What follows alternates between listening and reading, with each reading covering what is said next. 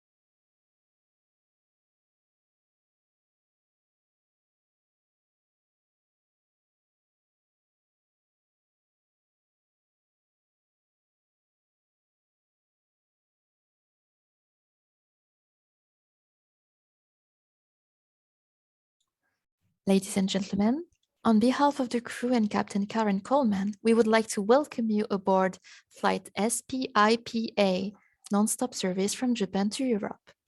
We are currently preparing for takeoff and are expected to be in the air in approximately 5 minutes' time. Our flight time today will be of approximately 3 hours. We ask that your speakers and table are in the upright position for takeoff. Please turn on all personal electronic devices, especially laptops and cell phones. Thank you for choosing EU Japan Airlines. Enjoy your flight.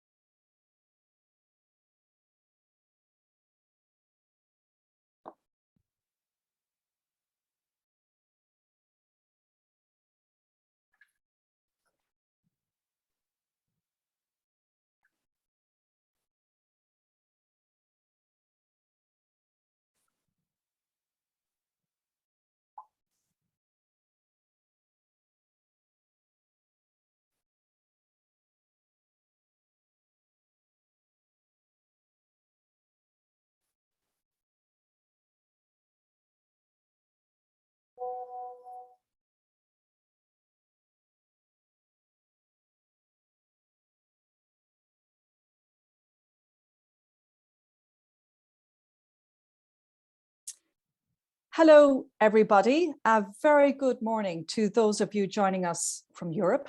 Good afternoon to those of you watching from Japan and elsewhere in the East. And good evening to those of you joining us from other parts of the world. You're all very welcome to this EU-Japan online conference, Cities, Regions, Clusters on the Road to Zero Carbon. I'm Karen Coleman. I'm a journalist and a broadcaster from Ireland, and I'm going to be moderating this online conference, which is organised by the EU-Japan Centre for Industrial Cooperation with the financial support of the EU, and it's part of a one-year cycle of events supporting EU-Japan cooperation for decarbonisation. So over the next couple of days, we're going to be finding out what are the best practices in Europe and Japan when it comes to decarbonisation. And we hope that the conference will serve as an inspiration to cities, municipalities, and clusters in Japan and Europe to take more actions for climate. And actions by cities is going to be vital as they are important sources of emissions. And the conference is an opportunity for cities, municipalities, and clusters from both sides to learn from each other. Japan and the EU are heading in the same direction, climate neutrality by 2050. So both benefit from sharing lessons learned on decarbonisation policies. And over the next 2 days, you will be taken on a virtual tour of leading European and Japanese clusters, cities, and regions on the pathway towards carbon neutrality. So I hope you enjoy it and you get a lot out of it. And before we get down to business, I'm just going to quickly run through some housekeeping issues for you. So today's proceedings will be translated simultaneously in English and Japanese. You will need to select your preferred audio channel using the interpretation button on your Zoom screen. That's the globe icon on your screen. The video recording and presentation materials of the 2 days of the conference will be published on the event's website, spipad-japan.net, by the end of the week. And all registrants will be informed by email when it is available. Now, throughout the 2 days, we're going to have several question and answer sessions, and we really would like to hear from you during those sessions. Please submit your questions through the Q&A box on your Zoom platform. You'll see that after each session of panelists, we're going to have a Q&A session. So please do put your questions through the Q&A so that we can put as many of your questions to our panelists as possible. We're also going to be running some on-screen polls at the beginning of each thematic session, and we will get reaction to these polls during the Q&A sessions. Again, please do participate in the polls.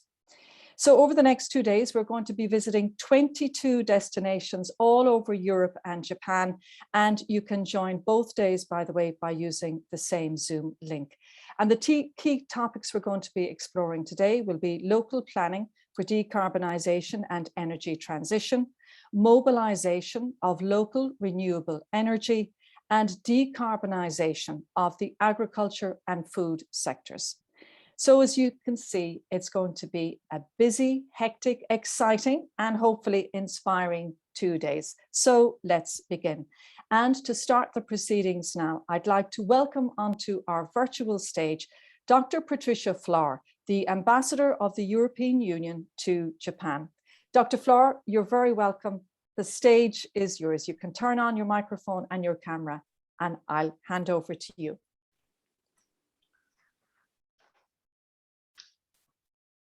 Well, Karen, this is Patricia Flohr. I'm the EU ambassador to Japan, and it's my pleasure, ladies and gentlemen, to welcome you to today's event on decarbonization in European and Japanese cities, regions, and clusters.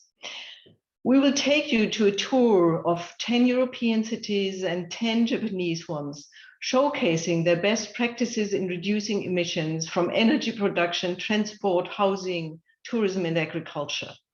And of course, my personal hope is that this will inspire others, cities in Europe and in Japan, to take similar action. In a few days' time, world leaders will get together in Glasgow, UK, to discuss what we need to do to reduce the increase of global temperatures and to avoid devastating impacts of climate change. A lot is at stake, and we are now at the 11th hour to reduce greenhouse gas emissions globally in order to prevent disastrous consequences. We need a global transition to climate neutral, resilient, sustainable, circular, and resource efficient economies and societies. And this transition needs to be just and ensure that no community, no region, and no one is left behind. The European Union has set itself the objective of reducing greenhouse gas emissions by 55% by 2030. And by 2050, we want to be climate neutral, and Japan has actually made the same pledge. It's clear that cities in the EU and Japan have an important role to play in delivering on these objectives. 3/4 of Europe's population live in cities, and 80% of the EU environment legislation is implemented in cities. So all of you, as you come from city and local governments, from communities, you have to play a crucial role in both the green transition and the social transition. Of course, I fear that also today's event will illustrate that there is no quick fix, unfortunately. We need action in all areas across the board, from the way we produce energy to mobility in cities and to heating and cooling of housing and workplaces. We need to switch increasingly to renewable energy in energy production. And here we have a target of covering actually 40% of energy needs in the EU by renewable energy by 2030. And of course, we need to improve energy efficiency because the cheapest energy is the energy which we never use. So money invested in energy efficiency pays itself back. Buildings, they play a crucial role here. And in Europe, actually, buildings are responsible for 40% of EU energy consumption. So we need better energy performance of buildings, both for reducing emissions, but also for improving the quality of life for the people living in them. Transport, it's another sector which will need a deep transformation in order to reach our objectives for 2050. It must become more sustainable. And of course, we need to act against climate change and for our planet, but without punishing our citizens and businesses. And they do rely on transport for deliveries, supply chains, getting to work, to hospital, taking holidays, or simply connect with their friends. So we need to curb emissions, but also enhance our competitiveness and create new opportunities for business to flourish. The EU and Japan have concluded a Green Alliance in May this year to accelerate the transformation of our economies towards becoming climate neutral, circular, and resource efficient by 2050. For the EU, it's the first Green Alliance, and it's a milestone in our efforts to create a global coalition for net zero. So Japan and EU will increase our cooperation, and we hope that this will bring us closer to living up to our commitment to fulfill the Paris Agreement. And together, we should be able to increase the global momentum.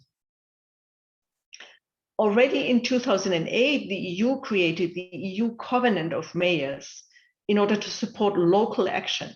By now, it has over 9,000 members, representing over 230 million EU citizens, or nearly half of our population. The Covenant provides support to municipalities in their climate and energy policies. But in parallel to the EU one, we also support covenants in other parts of the world, including in Japan. In September 2021, the EU began the second phase of support to the Global Covenant. And that includes then that we continue our cooperation with mayors in Japan and with our partners at Nagoya University. Working with cities in Japan ensures that knowledge and experience on innovation, circular economy, green growth is shared between Europe and Japan, and hopefully it will assist us in finding solutions to our common problems. The event today is an excellent opportunity to exchange best policy practices in the EU and in Japan, and for you as city representatives and cities and businesses to learn from each other how we can make the transition to net zero societies by 2050. Thank you very much for inviting me to open this conference. I wish you all success. Thank you. Thank you very much, Dr. Flora. And I think you touched on many of the issues that indeed will be raised over the next 2 days. Thank you so much. Now, and you can turn off your camera as well and mute your microphone. Our next guest is Masayuki Nankuin, the Managing Director of the Council of Local Authorities for International Relations in Japan, CLARE. And the Council of Local Authorities for International Relations is a government-affiliated foundation that works to support the internationalization efforts of local governments in Japan through providing training opportunities, fostering people-to-people exchanges, supporting multiculturalism, and carrying out research on behalf of local governments. And Claire is the Japan side manager of the Regional Cooperation Help Desk of the EU-Japan Centre for Industrial Cooperation. Mr. Nan Kuin, you are very welcome to this online conference. I'm going to hand over to you now.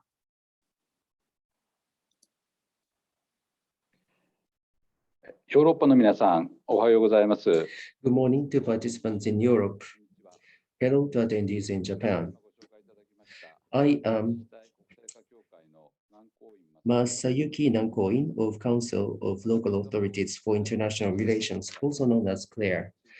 Our organization has tackled challenges such as revitalization of regional economy and the coexistence of multiple cultures faced by municipalities in Japan. As an organization that provides support from an international perspective, we have engaged in our activities for more than 30 years. As part of our activities, we formed a consortium with European Center for Japanese Studies in Alsace in November last year and have operated EU-Japan Regional Cooperation Help Desk. This help desk aims to promote collaboration between regional industrial ecosystems between EU and Japan, irrespective of domains. Since promotion of regional industries is driven in Japan mainly by municipalities, such as prefectures and government-designated cities, we are involved as an organization that supports municipalities.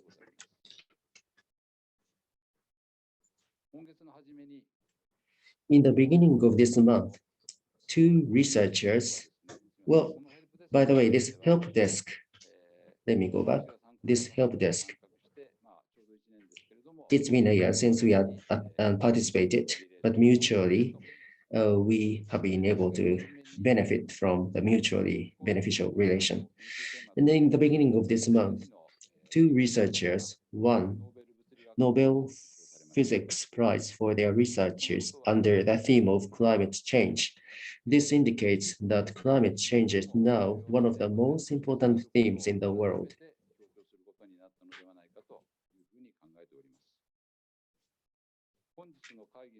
The theme of this conference is Zero Carbon. Under this theme, National and Regional Decarbonization Realization Conference was established at the end of last year, and active discussions are underway toward realization of a decarbonized society in 2050. Among municipalities in Japan, initiatives are accelerating in various areas, such as use of renewable energy, creation of a new regional transportation model, and decrease of waste, and many other areas.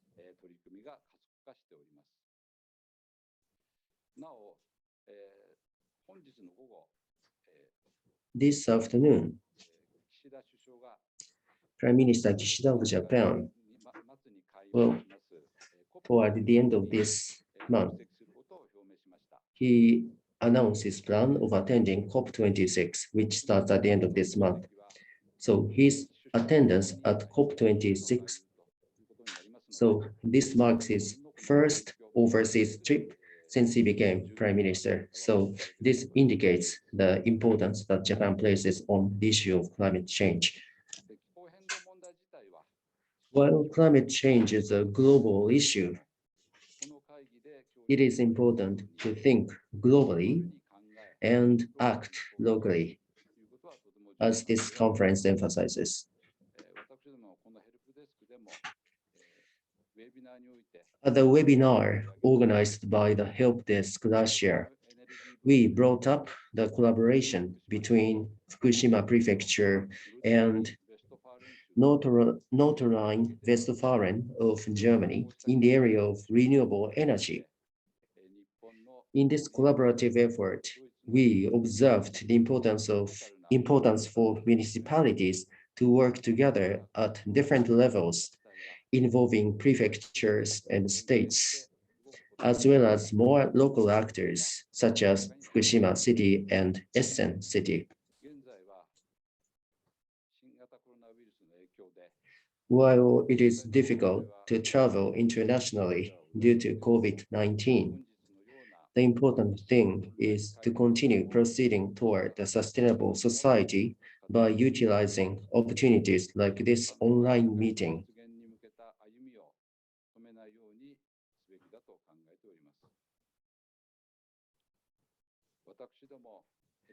We at the help desk will continue disseminating information on local activities conducted both in Europe and Japan.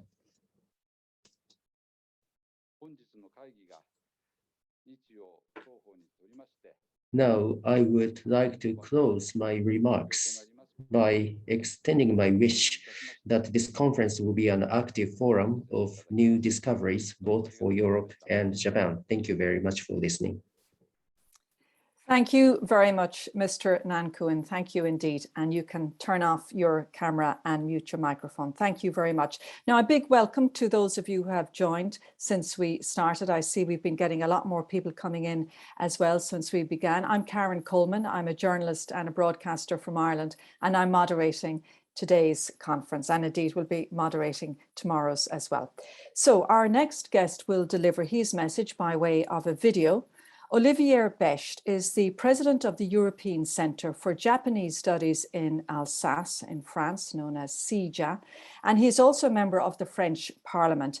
And the European Centre for Japanese Studies in Alsace was created in 2001 in eastern France with the aim of promoting and developing cultural, academic and economic relations with Japan. CIJA works with universities in Europe and Japan, and it's the Europe side manager of the Regional Cooperation Help Desk of the EU-Japan Centre for Industrial Cooperation, which is the counterpart to Claire on the Japanese side. And of course, Claire and CIJA have been invited to speak because they are co-managing the EU-Japan Regional Cooperation Help Desk. So let's hear now from Olivier Becht in this video.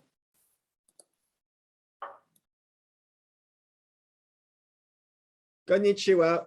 Good morning. Thank you very much for your invitation. I am Olivier Becht, president of the European Centre for Japanese Studies in Alsace, located in France in the Grand Est region.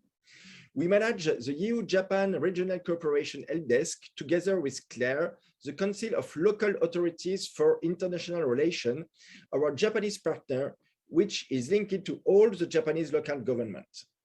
This help desk was launched in 2019 through an initiative of the EU-Japan Centre for Industrial Cooperation, co-managed by the European Commission, the DG GROW, and the Ministry of Economy, Trade and Industry of Japan, the METI.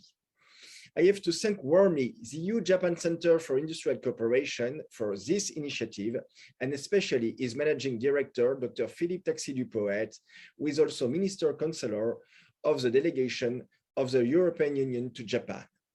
This EU-Japan Regional Cooperation Help Desk was created in order to promote and increase the impact of all forms of cooperation in industry, as well as in trade, investment, innovation, tourism, and people mobility at the regional level between European regions, Japanese prefecture, and European and Japanese clusters. I'm glad that this EU-Japan conference on local initiatives for decarbonization is taking place 1 week before the COP26. COP26 will be a decisive moment for the acceleration of implementation of the Paris Agreement adopted 5 years ago at COP21 in France and 24 years after the Kyoto Protocol signed in Japan.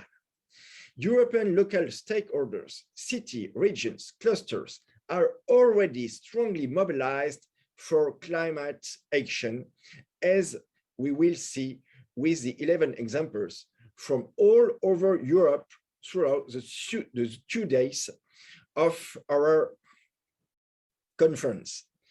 They are active in key sectors for decarbonization, such as local deployment on renewable energy, low emission transport, sustainable housing. They also support innovation to decarbonize sectors like tourism or agriculture. That's the subjects we are also working about with the EU-Japan Regional Cooperation Help Desk. We already had an help desk webinar on agri-food and another on renewable energy, and we are going to talk today about decarbonization of the agri-food sector and about renewable energy. The presentation and discussions today and tomorrow are a first step. With the support of the EU-Japan Regional Cooperation Help Desk, further exchanges could be established between European and Japanese local stakeholders in sectors contributing to the ultimate goal of carbon neutrality. That's the reason I am confident that together we can make concrete steps in order to reach the goals of the Paris Agreement. This is not only for us we are working today, but also for our children and for the planet. I wish you a very pleasant day and a successful work. Thank you very much for your attention. Thank you very much. And that was Olivier Becht, the president of the European Centre for Japanese Studies in Alsace in France. So now it's time for our first thematic session, which will be on local planning for decarbonisation and energy transition. And using long-term planning, governments from regions and cities in Europe and Japan guide local stakeholders from economic actors to public operators to citizens towards clean energy and decarbonisation. So during this session, we're going to find out how achievable goals can be set at a municipal or a regional scale, and then how can these goals translate into sectoral guidelines. We'll also find out what mechanisms from regulations to subsidies are used to accompany and accelerate the decarbonisation of territories. We're going to hear from 4 different speakers who will each deliver a short presentation. And then once they've delivered their presentations, I will moderate a question and answer session for approximately 20 minutes with each of the panelists. This is where we would really love to hear from you. Please do put your questions in through the Q&A icon on your screen. But first, to kick it off, we're going to run a poll, and we're going to be running these polls before each of the sessions. So Stefan is with the centre. He's going to be working behind the scenes. Stefan, if you can bring up our first poll now, and we're going to run that. So as you can see, the question is, which actions do you think are most impactful in cutting CO2 emissions? You can put several, tick several of these if you like, multiple answers are allowed. Do you think it is country level actions, region level actions, city level actions, or individual actions? So you can continue to answer that throughout this session. And then once all our 4 speakers have delivered their presentations, we'll pull up the answer to the poll, and I will get some reaction from our speakers. So Stefan, you can take down the poll question now. And we're going to begin the session now. I'd like to invite our first guest to make his presentation. Takeshi Masaki is the Director of Environmental Policy with the Nagano Prefecture in Japan. And the Nagano Prefecture, which is the center of Honshu Island, is known for its mountains, hot springs, and architecture. And in 2019, it was the first Japanese prefecture to issue a declaration of climate emergency. Nagano is now aiming for carbon neutrality by 2050. And the theme of Mr. Masaki's presentation is a carbon neutral prefecture in 2050. So Mr. Masaki, you are very welcome to our virtual stage. You can turn on your camera and your microphone, and I'm going to hand over to you now.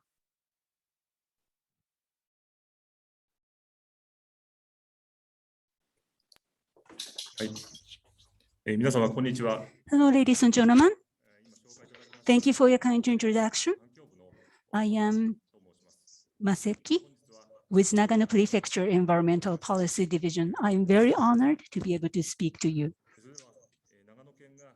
So today I'd like to share what we are doing toward net zero carbon carbon neutrality by 2050 and share what we are going to do to achieve this goal by 2030. Out of 47 prefectures in Japan, Nagano is located in the center of the country. We have a lot of mountains. Some are as tall as 3,000 meters, and there are 8 major rivers, and the sources of those 8 majors are located in Nagano. And we also host Tokyo Olympics and Nagano Olympics in the past.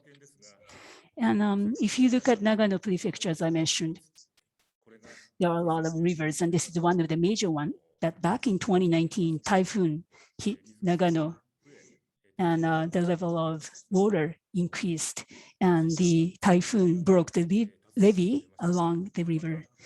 We had a lot of casualties and death, and the damage amount was equivalent to tax revenue of a year of Nagano Prefecture. So talking about natural disaster damage, not only Japan, but also other countries are no longer immune to natural disasters. And given this situation, Nagano Prefecture made a unanimous decision to issue the state of climate emergency. Nagano is the first one to do so in Japan. And we so made a decision to achieve net zero CO2 emission by 2050. So the decision was made after 2 months since the prefecture was hit by typhoon. And then in order to work on details of the state of emergency, we devised a policy in the following year. And at Nagano Assembly in October 2020, the ordinance to build decarbonized society was established at the prefectural assembly. Again, we are the first prefecture which that decided to aim at net zero carbon by 2050. And with that, we devised zero carbon strategy for Nagano Prefecture in this year. So what makes us unique is that in Nagano, we have been working with the city on the prefectural assembly to tackle climate issues. And regarding zero carbon strategy, our objective is to build a sustainable, decarbonized society while transforming the society and developing the economy. And by 2030, we are aiming at cutting CO2 and other greenhouse gas net emission by 60% in fiscal year 2030. I know it's a rather ambitious goal, but that's what we are aiming at. And this is in line with IPCC goal, or rather our goal is more ambitious than what IPCC goal states. And in defining this objective, our people in Nagano Prefecture also took part in the initiative. We have received a lot of input from them. So I believe that the process itself successfully involved people in our prefecture. And here are our key policies toward 2030. I believe that the next decade till 2030 will define the future of humanity. So we are trying to promote existing technology that enables carbon neutrality. And we are also trying to shift our lifestyle to sustainable decarbonized life. And we will support industries to tackle on the challenge of developing zero carbon society and develop energy self-sufficient region to promote circular regional economy. So I'd like to take this opportunity to share some of the initiatives under the 6 pillars that are mentioned here. And led by the governor, we established zero carbon promotional committee. So for each area, we have a subcommittee, and the head of a subcommittee has department managers assigned. So this initiative is not just left in the hands of environmental department. We work as a team to achieve our goal, to achieve zero carbon neutrality. So by sector, let us introduce what we are working on. In the area of transformation, we'd like to promote a fuel cell and FCV to ensure safe and comfortable driving. And in the area of building, we are also trying to achieve net zero energy emission. In the industry, we are supporting business to cut GHG emission. And regarding renewable energy, we are trying to maximize a potential to promote a residential PV system and micro hydrogen power system. And in the area of absorption and adoption, well, Nagano's 80% of the land is covered by forest. So we are trying to make the best use of this, and led by young people in the area of learning and action, we decided to offer start zero carbon Nagano Prefectural Assembly or meeting. And toward 2050 for long term, we are also trying to put initiatives together. Local residents and businesses and municipality are working together to address mid to long-term challenges. One of the challenges is to downsize or make the community more compact. And also we have a project to decarbonize housing as well. And we have another SG project as well as energy self-sufficient project. And there are other environmental projects to achieve our goal. So in facilitating those projects, we'd like to accumulate knowledge and know-hows and experiences and share them with people in Japan and abroad so that we are determined to contribute to decarbonization at the global level. Thank you so much for your attention. Thank you very much, Mr. Masaki. Very interesting. And if you do have questions for Mr. Masaki or indeed on the points he's made, please fire them in through the Q&A box on your Zoom screen. Now, we'll move on to our next guest. He is Thomas Thors, the Mayor of the Regional Municipality of Bornholm in Denmark. Bornholm is a Danish island in the Baltic Sea, and the Regional Municipality of Bornholm has set the goal of becoming fully fossil-free by 2040. It has established an ambitious plan to transform its energy system with midterm targets, including 100% renewable electricity by 2025 and 100% renewable heat by 2032. And as part of this strategy, Bornholm will be home to a 2 gigawatt offshore wind farm that will also supply electricity to the nearby capital in Copenhagen. And so the theme of Mayor Thors' presentation is a fossil-free island region by 2040. Good morning, Mayor Thors. You're very welcome. And I'm going to hand over to you now. Thank you. Thank you for inviting me to participate today. My name is Thomas Thors, and I'm the Mayor of the Regional Municipality of Bornholm. Next. I have 5 agenda items that will inform you about Bornholm's journey towards becoming a society free of fossil fuels.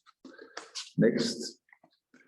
For those of you who don't know Bornholm, Bornholm is a Danish island in the Baltic Sea, to the east of the rest of Denmark, south of Sweden, and northeast of Germany.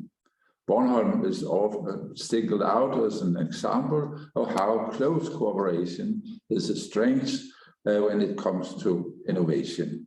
Bornholm is known for our ability to be a test island. Bornholm has a full-scale society with infrastructure such as an airport and a hospital and higher education. We are 40,000 inhabitants and thus approximately 1% of Denmark's population. That makes us ideal as a test island. Next, please. Bornholm wants to be a sustainable, climate-friendly island community.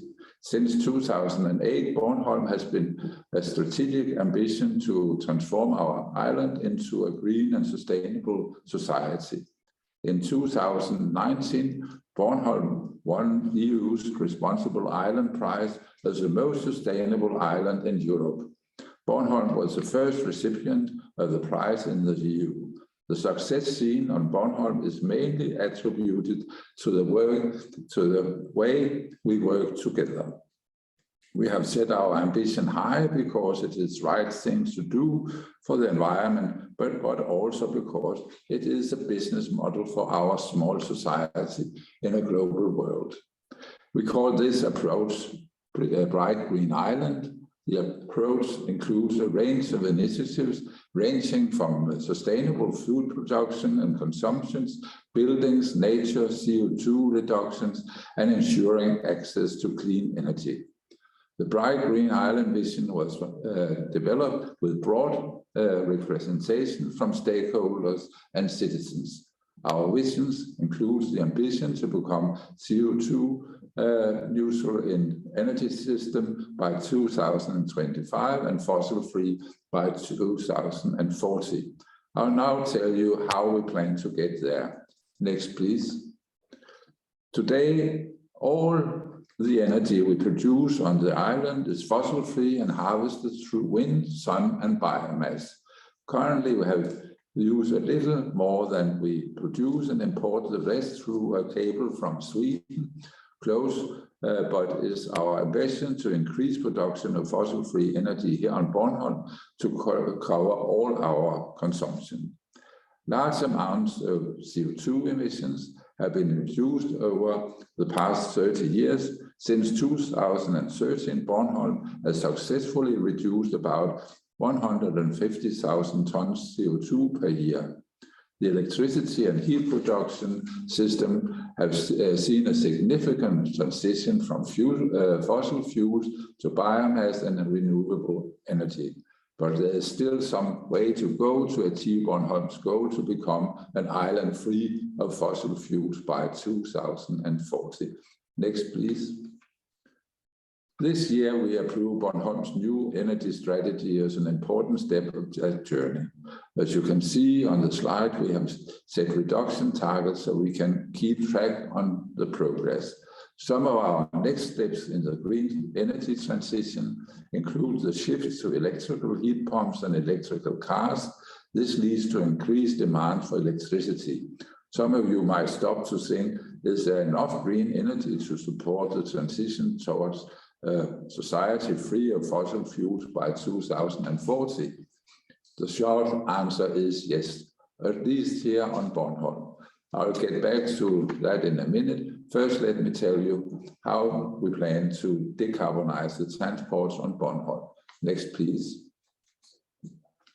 Land-based transportation counts for more than half of the CO2 emissions on Bornholm. That is why it is critical for us to focus on changing the way to transport ourselves. We have set clear targets on how to get there. The municipality will do our part, but only the businesses and people of Bornholm can ensure our success. Next, please. Bornholm has one of the oldest car fleets in Denmark. It is therefore necessary that more people replace their current car with electrical vehicles. The municipality aims to replace the majority of our fleet to electrical vehicles by 2025. With our new strategy for green mobility, we will also focus on changing habits in a greener direction. By this, I mean that we want more people to choose an alternative to owning a car. This is good for the environment and the health of the people. As you can see on the slide, we will encourage people to choose bike over car, take the bus or share a car. Next, please. Let me now turn to the energy production. In June 2020, the Danish Parliament decided to initiate the construction of 2 energy islands, one of them in the Baltic Sea and connected to Bornholm. Next, please. An energy island will be a giant offshore wind farm with hub potential that can supply large amount of green electricity to Bornholm and the rest of the Northern Europe. With large amounts of new green energy, it will also be possible to produce electrofuels, also known as power to X.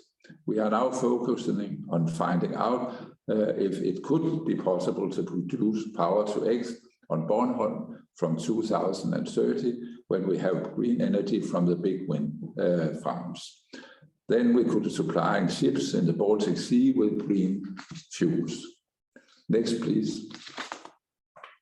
I'll end my presentation by emphasizing the importance of collaboration with citizens, businesses, and civil society organizations, both developing strategies, setting goals, and when we shift to implementation, we have only got so far in our green transition by making collaboration.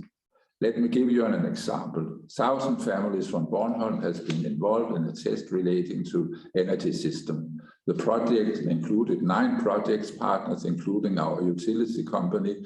The participation for households had either heat pumps or electrical radiators. In the projects, these households voluntarily turned over the control of their heat pumps and radiators to our utility company to contribute to developing more sustainable solutions. The households were not given money to participate. They participated because they found it important to be a part of Bornholm's bright green island vision.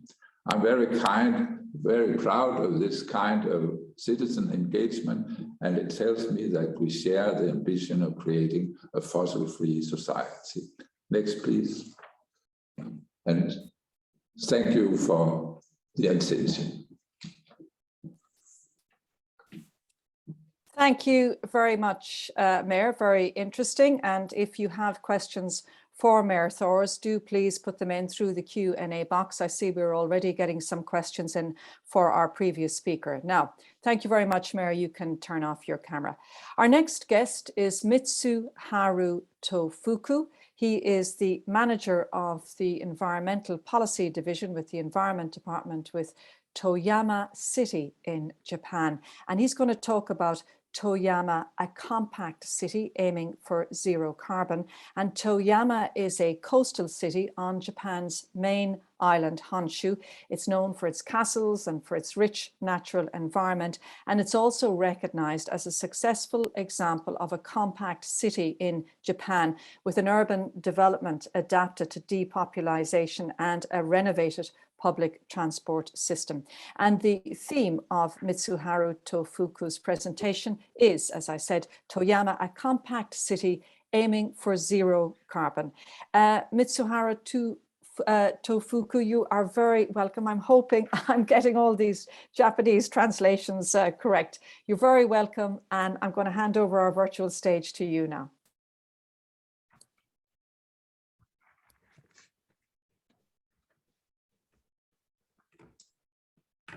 皆様こんにちは。 Hello everyone, can you hear my voice? This is Tofuku from Toyama City. Thank you so much for giving me this precious opportunity. Since 2015, I got involved in the planning related to environmental policies and SDGs as well as decarbonization. And I'd like to take some time to explain our initiatives toward zero carbon. So here's the overview of Toyama City. Toyama City has a population of about 420,000 and about 40% of Toyama Prefecture concentrate in the city. Area of the city is 1,241 square kilometers. So this is the second largest capital cities of prefectures, and it's a sparsely populated city.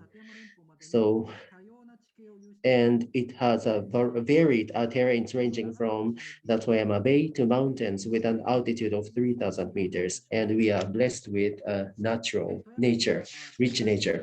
Next, so that we can hold ourselves accountable to future generations, centering on the public transportation, we have placed compact city at the center of our policy.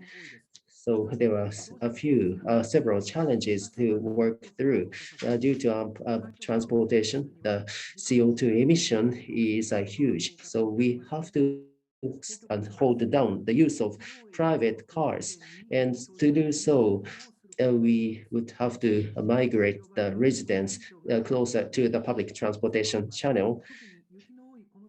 And this city has heavy snow every time, and 800 million yen is spent every year to clear snow. But by concentrating residential areas in in a compact city, we can reduce the length of streets, and that reduces the area for maintenance.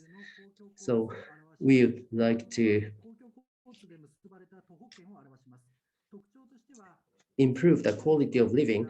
So the train stations and the bus terminals are the centers we would like to bring the residences toward. And the necessary public services we would like to concentrate in the area of residence. So it is not the concentration in one particular point, but it's a cluster model based on multiple clusters. Unlike Europe, in Japan, it was private sector companies that developed public transportation, but Toyama City has actively invested in public transportation. And we've introduced LRT, the first community in Japan. So in order to bring people to the public transportation routes, and 300-meter radius from the bus stops, we've designated the preferred residential areas. And by supporting residents to move to those designated areas, we are promoting the migration of people to the preferred designated areas. So the central part of the city represents only 0.4% of land mass, but 20% of tax revenue. And we would like to use the tax revenue to revitalize the entirety of the city. And our intention is to bring close to 40% of residents to those designated preferred areas of the city.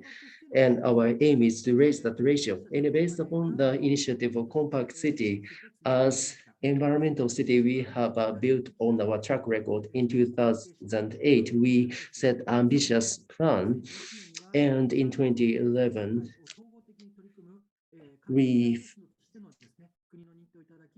received national government certification as environmental future city.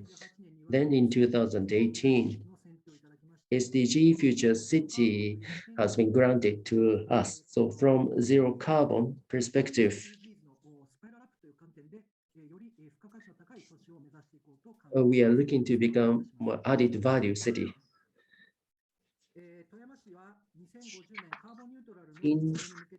Toward 2050, we're aiming toward carbon neutrality. We declared zero carbon as the fifth city in Toyama Prefecture, and with universities, financial institutions, and other stakeholders, we created platform in 2015 and started preparation to create vision for the carbon zero. And specifically, the mechanism to monitor the generation of renewable energy, and also we've promoted discussions in private sectors, and we created Toyama City Energy Vision. So based upon the energy vision, we have accelerated implementation of actions toward zero carbon. Next slide.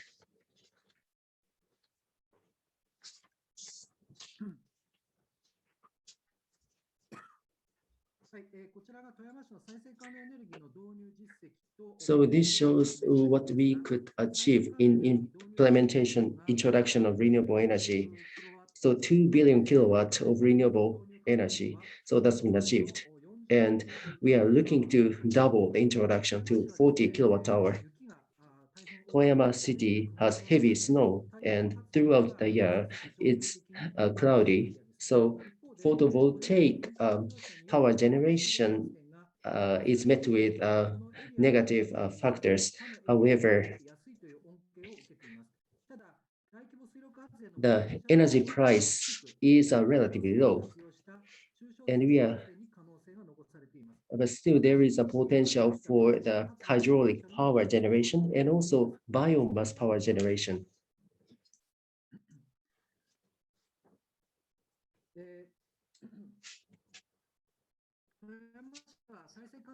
So what you see here is based upon our understanding of renewable energy, we would like to expand the renewable energy by 2030 and toward 2050. And we have set the target as the ratio of renewable energy. And in 2050, 65% of renewable energy ratio is our target. That's 5 times the level of what it is now. And we are making sure that we are in line with national government's plan, because that creates the trust in us, and it becomes easier for us to receive support of various types from national governments. And by proactively taking actions, we would like to be prioritized by the national government, and we would like to be positioned as a role model. And so we can invite more investment. And Toyama City has a base of, you created 4 policies for reducing CO2 emissions, such as expansion of renewable energy and promotion of energy conservation and energy efficiency improvement. And thirdly, energy project to be implemented between private and public sector. And fourthly, energy organizations created to train and develop human resources. In suburban areas, when private companies create plan to develop hydraulic power generation plant and so on, they need power supply.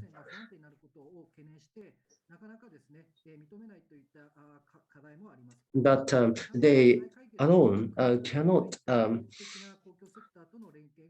implement their goal without a collaboration with public sector entities. Next, as I said, the Toyama City's energy vision in 2019 created a platform for zero carbon.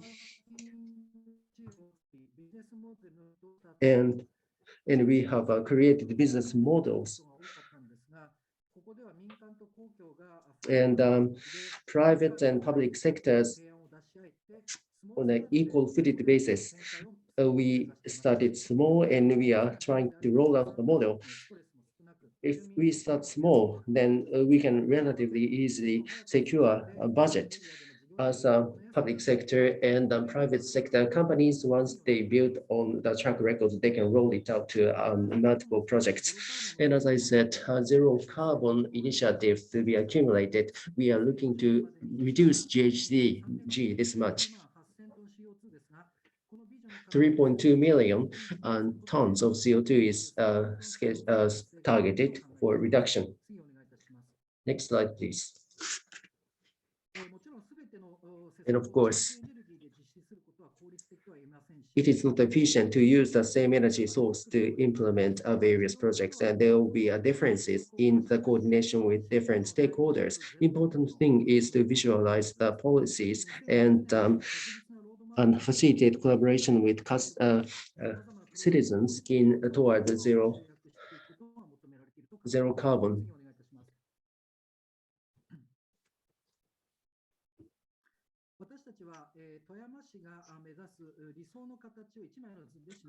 So this is what we aim to achieve. So there we've selected 5 SDG goals, and we've connected them, and we've allocated necessary resources around those targets. So the ultimate goal is the happiness of citizens and the creation of sustainable society.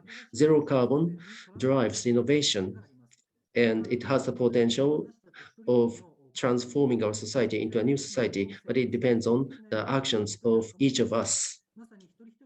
So it depends on the choice to be made by each one of us. So that concludes my presentation. Thank you very much. Thank you very much. And if I can remind our speakers, please do stick to your time, because we're already running behind time. So I'd appreciate it if you stick to the allocated 8 minutes you've been giving. Now, From Toyama in Japan to the state of Saxony in Germany, I'd like now to introduce Peter Lucas, the desk officer with the Ministry of Economic Affairs, Labour and Transport in the state of Saxony. And the state of Saxony is home to Leipzig and Dresden. It borders Poland and the Czech Republic, and it's the most eastern state of Germany, and it's still deeply dependent on lignite mining. But it is implementing a master plan for energy and climate to guide and accompany the transition towards a decarbonised economy as the whole country is phasing out coal. Projects under the plan cover sectors such as renewable energy, hydrogen, and clean transport. And so the theme of Peter's presentation is transitioning away from coal. Peter Lucas, you're very welcome. I'll hand over to you now. Thanks, Karen. So, dear ladies and gentlemen, in Japan and the EU, my name is Peter Lucas. I'm from the Saxonian State Ministry of Economic Affairs, Labour and Transport, and I'm happy to give you an overview into the insights of transitioning away from coal for Saxony. Next slide, please. So, Saxony is located, as you already heard, in the east part of Germany. It's roughly 1 hour south of Berlin, and our capital is Dresden. Next slide, please. Some of you may know two famous cities in Saxony, which on the one hand side is Leipzig, and next slide, please. On the other hand, it's Dresden. Both cities are beautiful. First of all, they are rich of culture, of heritage. They are trade centers, they are centers for creativity. Dresden is a center in Germany for microelectronics and a large center for science in general. Next slide, please. Saxony has a very, very nice and diverse nature. And there's an old saying which goes like this: God created Lusatia and the devil buried the coal there. And it's very true. If you look at the next slide, please. In Saxony, we have two large lignite sources. One of them is in Lusatia, and the other one is close to Leipzig, in the south of Leipzig. Well, we see tens of thousands of hectares exploited landscape for the lignite industry. Next slide, please. So, in general, Germany is number 2 in the world in lignite extraction. 45% of this lignite is extracted in eastern part of Germany, very close to Saxony or in Saxony itself. We have at the moment in Saxony roughly 10,000 employees directly related to lignite extraction. And if you account on top the indirect employees, which are more than 20,000, we have more than 30,000 employees which are directly or indirectly in relationship to the coal industry.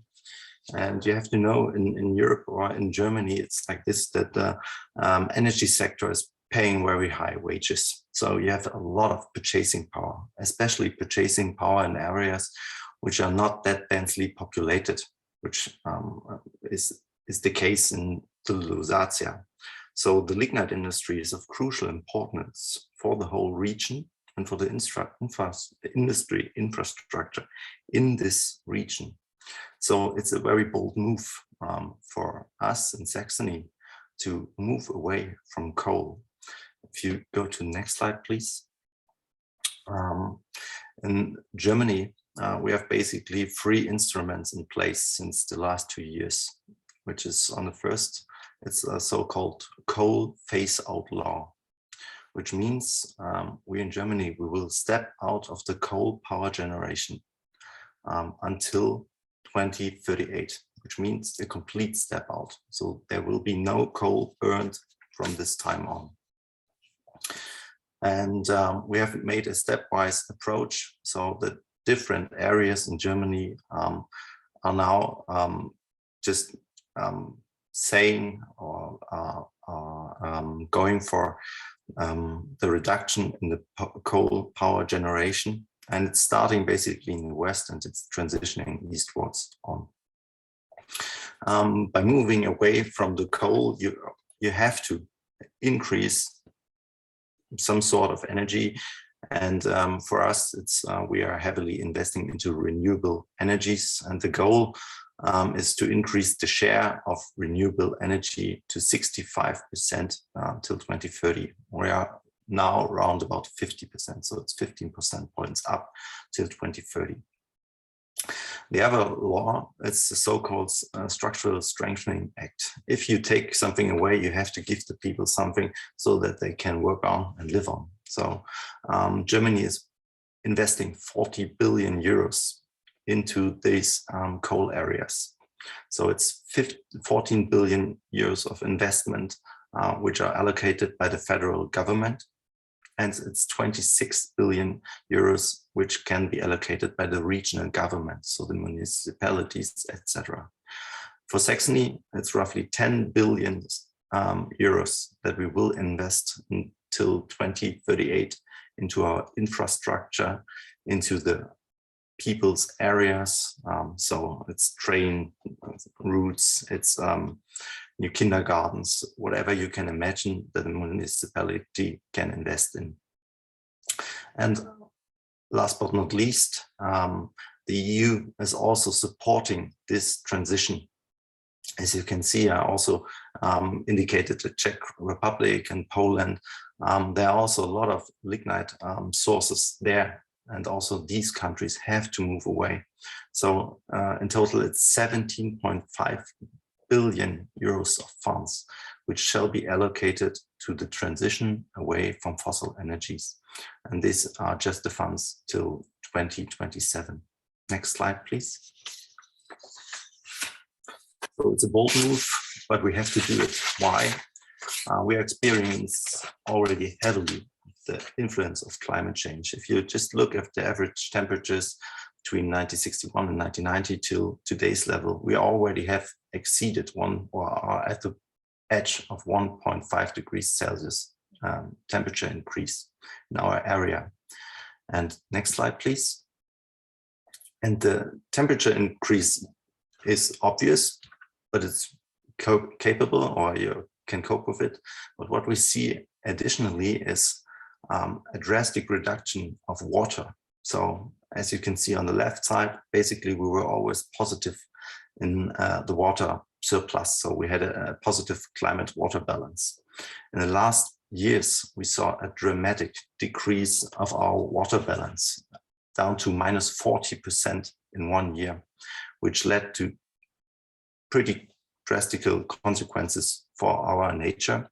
We had last year in an assessment report, 80% of all trees in Germany were damaged already by climate change. And we can see this really drastically all the time you go out.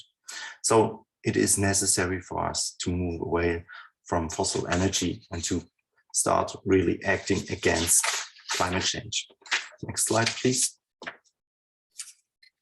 So besides all the numbers and the billions of euros which will be invested, where we will invest, therefore we laid down some strategies. Next slide, please. We work on a Saxonian sustainability strategy, which basically says that we are in line with the Paris Agreement, that we are in line with the German ambition of being climate neutral till 2045, which means that we will have to go down with our CO2 emissions by 80% till 2040. So the next 20 years, we will see a very steep reduction in CO2 emissions in all sectors in Germany. To do so, we just updated recently our energy and climate program, which is basically the program where we estimate how much energy we need from renewables. And we say that we want to increase the share or the amount of renewables by 10 terawatt hours till 2030, just in Saxony. Currently, we have 6.4 terawatt hours, so we are more than doubling in the next 9 years. And additionally, we are focusing strongly on hydrogen. That's why I'm here today. So I'm working on the hydrogen strategy from the side of the Ministry of Economics. We have a federal hydrogen strategy in Germany, which is focusing on green hydrogen in particular. And we have in Saxony also a supplementation of this hydrogen strategy, where we try to cover the entire supply chain, which works very well for Saxony, because we will see, for instance, Leipzig will be one of the first regions in Europe to be at a hydrogen backbone to receive enough hydrogen to decarbonize complete plans for instance, for the production of cars, like BMW will have the first carbon neutral production site in the world in Saxony. So thanks for your attention. Next slide, please. And maybe we'll see us one day in Saxony. Thank you very much, Peter. And you can stay with us, Peter. So if you can keep your camera on, because what we're going to do now is we're going to have a Q&A session. We've had a good few questions in already. Thank you very much. To those of you who've joined us since we started, you're all very welcome to this online conference. I'm Karen Coleman. I'm a journalist and broadcaster from Ireland, and I'm moderating today's event. Now, can I ask our other panelists to also join us? So Takashi Masaki, can you please come back on and put your camera on, and you can keep your microphones muted until we go to you. Thomas Thors, Mayor Thors, can you please rejoin us? Turn your camera on, please. And then we have as well Mitsuharu Tofuku. Okay, great. We will first though go to the poll results. So the results of our very first poll. So the question was, what actions do you think are most impactful in cutting CO2 emissions? Will it be country level actions, regional level actions, city level actions, or individual actions? And very interestingly, almost 70% of you said country level actions, with regional level actions coming in at 34% and 35% saying city level actions, and individual actions actually getting the lowest. So that's interesting. Country level actions being the most. Let's get some reaction to that poll result. If I could go to one or two of you, maybe first of all to you, Takeshi Masaki. Excuse me if I'm getting the pronunciations wrong, but your reaction first to that poll. Country level actions is what most people think will be the best. What do you think of that? The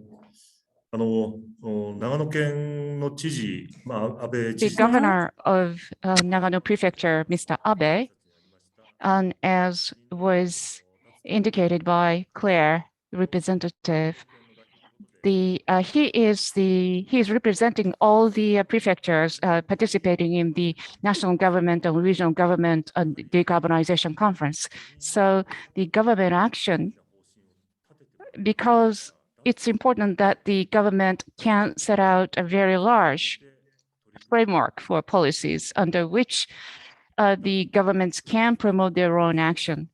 And when the government sets out such an important core policy, it's important that the prefectures also come in line with that and endorse that, because we actually feel that this momentum rising in Japan coming from the regions, and the Prime Minister declared the 46% GHG reduction, and which is a very good thing for local governments too. Okay, maybe there's a question that came in specifically for you and for the Nagano Prefecture. I'm going to read it out to you. 60% CO2 reduction by 2050 seems to be a high target. Do you have any specific roadmap or scenario to achieve that? That's for you again, Mr. Masaki.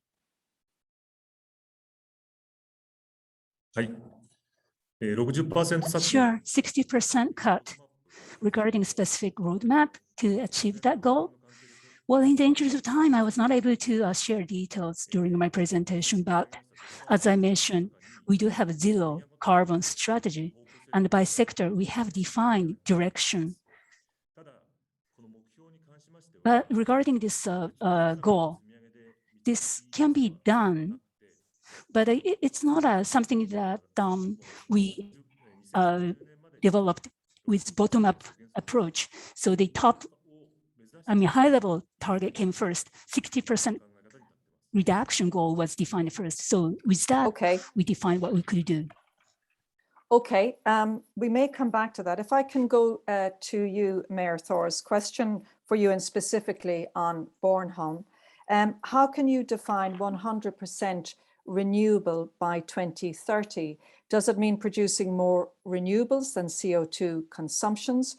Or are you going to try to replace all of the energy from fossil fuels with renewables?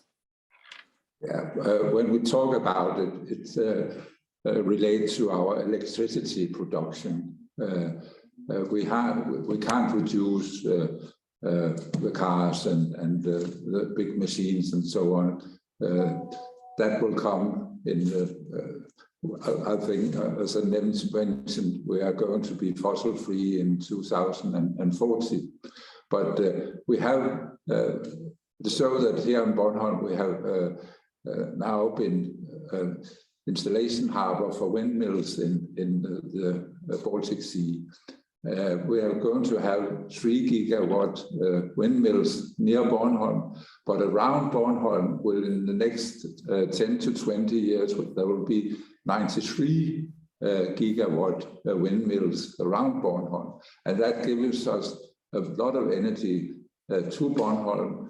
That means that we can change our cars and so on to electrical cars, and we can produce, as I told you, for sustainable fuels to our ships and our big machines. And that is our goal in 2030. And do you think it's all achievable? I mean, they're incredibly ambitious targets. Is it actually possible? I think it's possible, because that we will get a lot of electricity from the windmills around Bornholm. And as I mentioned, the estimation of 93 gigawatt windmills is a EU estimation. And I think it is possible. As I told you, our electricity production is renewable. It's based on sustainable energy. But the next step is to draw out all the diesel and everything, and that is the goal in 2040.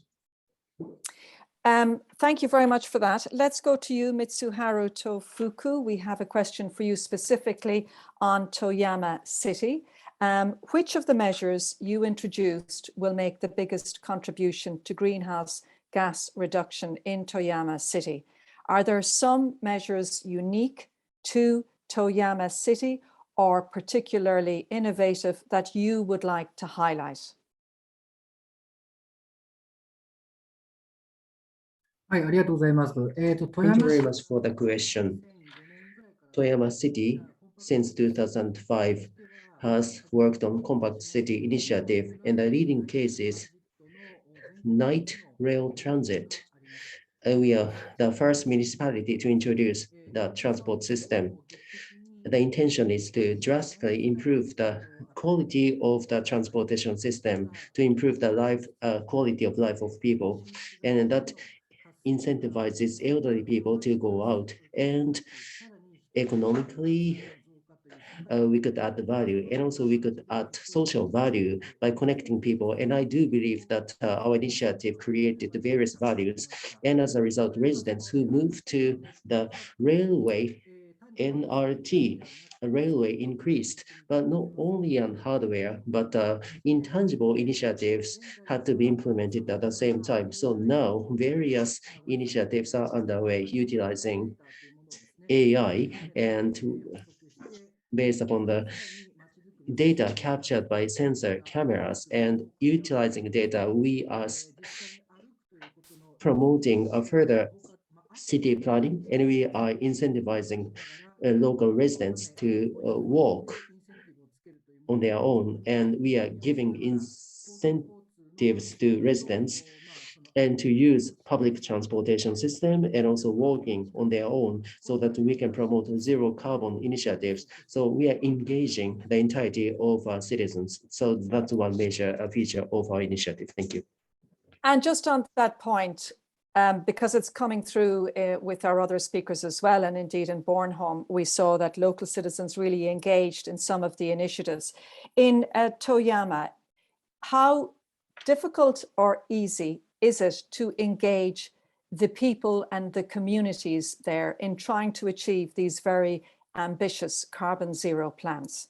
Do you find resistance, or are you finding that people are willing to make the sacrifices or to do what it'll take and is needed to reach those goals? はい、私たちは、Thank you for the question. So we do not think it is easy. However, compact city and our environmental initiatives have been underway for the last 15 years. So under the leadership of mayor, through various occasions, the mayor has continuously appealed to the citizens and won as a result their trust. So since 2008, we created teams of citizens and had them commit to their team-based targets, and we have invited more than 25,000 citizens in these team-based initiatives, and that has gained momentum. So it is not easy to build trust among citizens, but we have, in a steadfast manner, has worked on continuously our initiatives, and it's been successful. Okay. That we've won their support. Thank you. Thank you. We have slight delays in the translations. Now, Peter, Lucas, we have very interesting questions for you too. I'm just going to read two of them because they're kind of linked together, and maybe you could take both questions on. So one of our attendees has asked, lignite is used to produce hydrogen. Of course, it is not green hydrogen, but could be blue hydrogen using carbon capture. Don't you have such plans to produce hydrogen in Saxony? That's the first question. And then the other one is very similar. Can you give us more details on the hydrogen production plans and its impact on CO2 neutrality? So first of all, it's very easy to answer. No, we don't have any plans to do CCS or CCU with our lignite coal power plants. The easy thing, or why don't we do this? It's quite easy, because we don't have any storage. You need to put somewhere the CO2. It was assessed long years ago. I think it's more than 10 years ago when we did the assessment if it's possible to do CCS. No, it's not for our region. Is this an option which is valid for climate neutrality? If you look at the current science level, no. Clearly, no. Doing CCS will not be sufficient to reach climate neutrality. So it's a temporary technology, which is good because it reduces CO2 in a fast way, but it will not be able to cope with all the issues you have simply when you rely on fossil fuels. So that's why we in Saxony, we are clearly going for green hydrogen.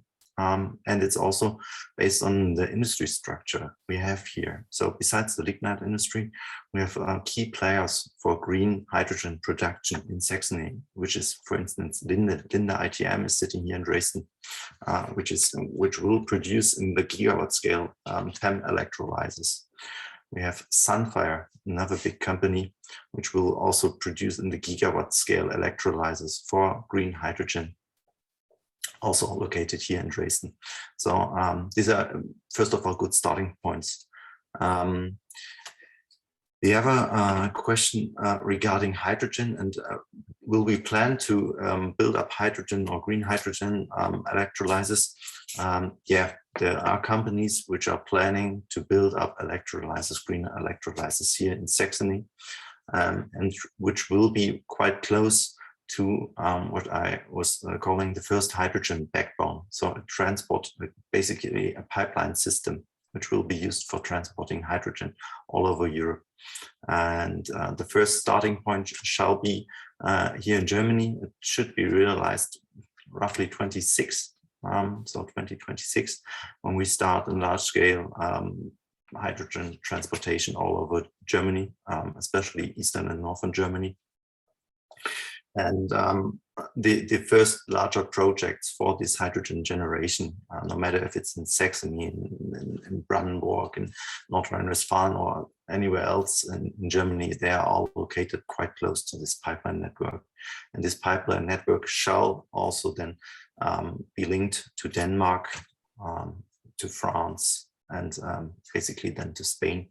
And we see projects in the pipeline which say that we will have green hydrogen at the price of 1.5 euros per kilogram by 2030 here in Europe. And with this price, you're basically on the same level as fossil fuels. So there's no need then to go there. So we see a very steep reduction in the prices for green energy in general. And we are building up with large amounts of subsidies and regulations, the pathway for green hydrogen in Europe. And what about, Peter, all the jobs that are going to be lost from those who would have worked in the enormous coal industry? I mean, you mentioned there Germany being the second biggest in terms of lignite extraction. Is there a plan to either upskill, reskill, retrain, or compensate all of those people who will lose their jobs in these old fossil fuel industries? So for the coal power plant manufacturer, so the producers, so the companies who really own the power plants, etc., they will give or they will receive some money for the transition. So they will move towards cleaner energies, towards renewable energies, and their biggest benefit is that they have a large amount of areas. So they have tens of thousands of hectares for photovoltaics, for wind power. And they then also have quite good starting points for producing hydrogen as well. So we will see them as an energy areas also after the lignite side. And we have to see how many jobs it will really cost. But as I said, we are heavily investing in the infrastructure there. So new train sites, new streets, so that these also sometimes a little bit remote areas will be more easily accessible also for new industry, new industries which can be located there. Okay, thank you for that. Mr. Masaki, there's a question for you again on Nagano. How do you support local businesses and companies to get CO2 neutral?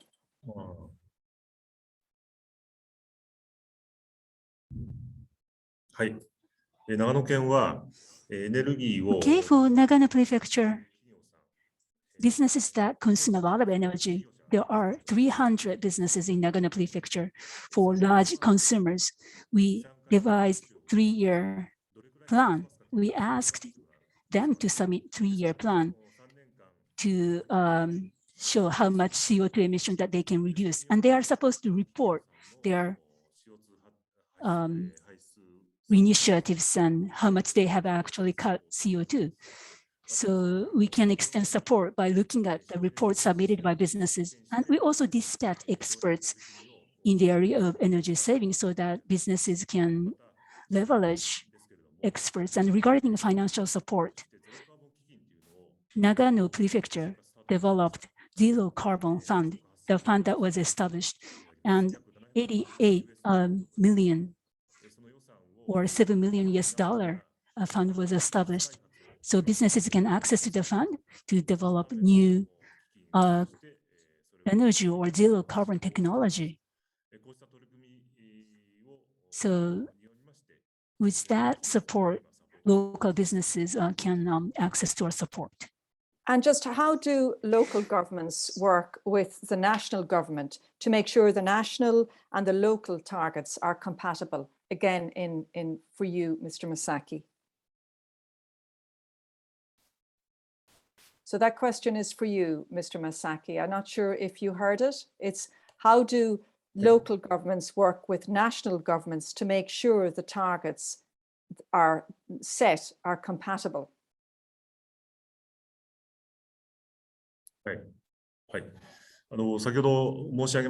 Yes, as I mentioned, we make sure that members of denuclearization conference is utilized. Our governor has taken part in the conference featuring denuclearization, and Nagano Prefecture has submitted a lot of proposals to the central government. And also there is an association of the mayors and the governors in Japan, and our governor is the leader of that association. The association which aims at achieving denuclearization. So we put inputs together from the governors and mayors so that we can make a proposal to the central government. And we have done that in the past, and we will continue to do so. We would like to put more detailed proposals together for example, we may need data. We need to ask central government to share some data with municipalities so that we can continue to work on our initiatives. Okay, thank you for that. Maybe finally, before we go, I'll go back to you, Mayor Soares, because you showed an example there of the amazing citizen participation in one of the initiatives. And it speaks to a question that we're getting from one of our attendees, and I'll put it to you. In addition to technological solutions, what plans are made to actually make it clear that we need people to cut down on energy consumption and change our ways of living? So, I mean, I think you've definitely demonstrated that in Bornholm, that you seem to be able to get citizens on board. Yeah, in fact, it was the other way around. It was initiatives from the people who got up to the municipality level, so to speak. And then we have worked together and find this project we have had with our 1,000 families here on Bornholm that has been involved. That shows that there is we have a common goal, and of course it's good for a municipality to know that people are very engaged. And I think one of the things that I have been very involved in is developing our harbor to be this installation harbor where we have just finished the projects where we have placed 72 big sea windmills outside. People can see that there is a connection between the possibility to develop our island and the use of renewable energy production of power to X sustainable fuels and so on. So I think when you have this engagement, it's much easier to go further and reach your visions, in fact. Well, on that point, we will leave it. Thank you so much to all of our 4 speakers for sharing your views and your time with us. You can all shut off your cameras now and your microphones, but a big, big thanks to you all for participating in this session.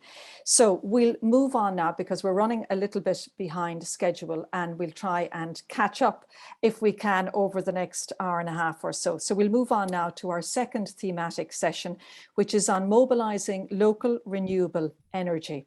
And renewable energy sources are by nature decentralized. So sun, wind, biomass, geothermal energy from rivers and seas are geographically distributed across regions in Europe and Japan. So what policies do cities and regions need to implement to accelerate the substitution of fossil fuels for clean sources of energy? And how do industrial clusters and agencies facilitate local innovation for the transition to renewable energy? Well, there'll be some of the questions we'll be exploring during this session. We're going to have the same format as the previous session. So we will have 4 individual speakers delivering presentations of approximately 8 minutes, and that'll be followed by a question and answer session. Again, thank you so much to all those of you who submitted questions during the previous session. Please do feel free to submit questions again during this session, because it's really good to know what are the issues you would like to explore. Can I just say from the beginning, can I ask all our speakers, please do stick to your time so that we don't run over. And again, we're going to start this session with another poll. So Stefan, if you can bring up the poll, there it is.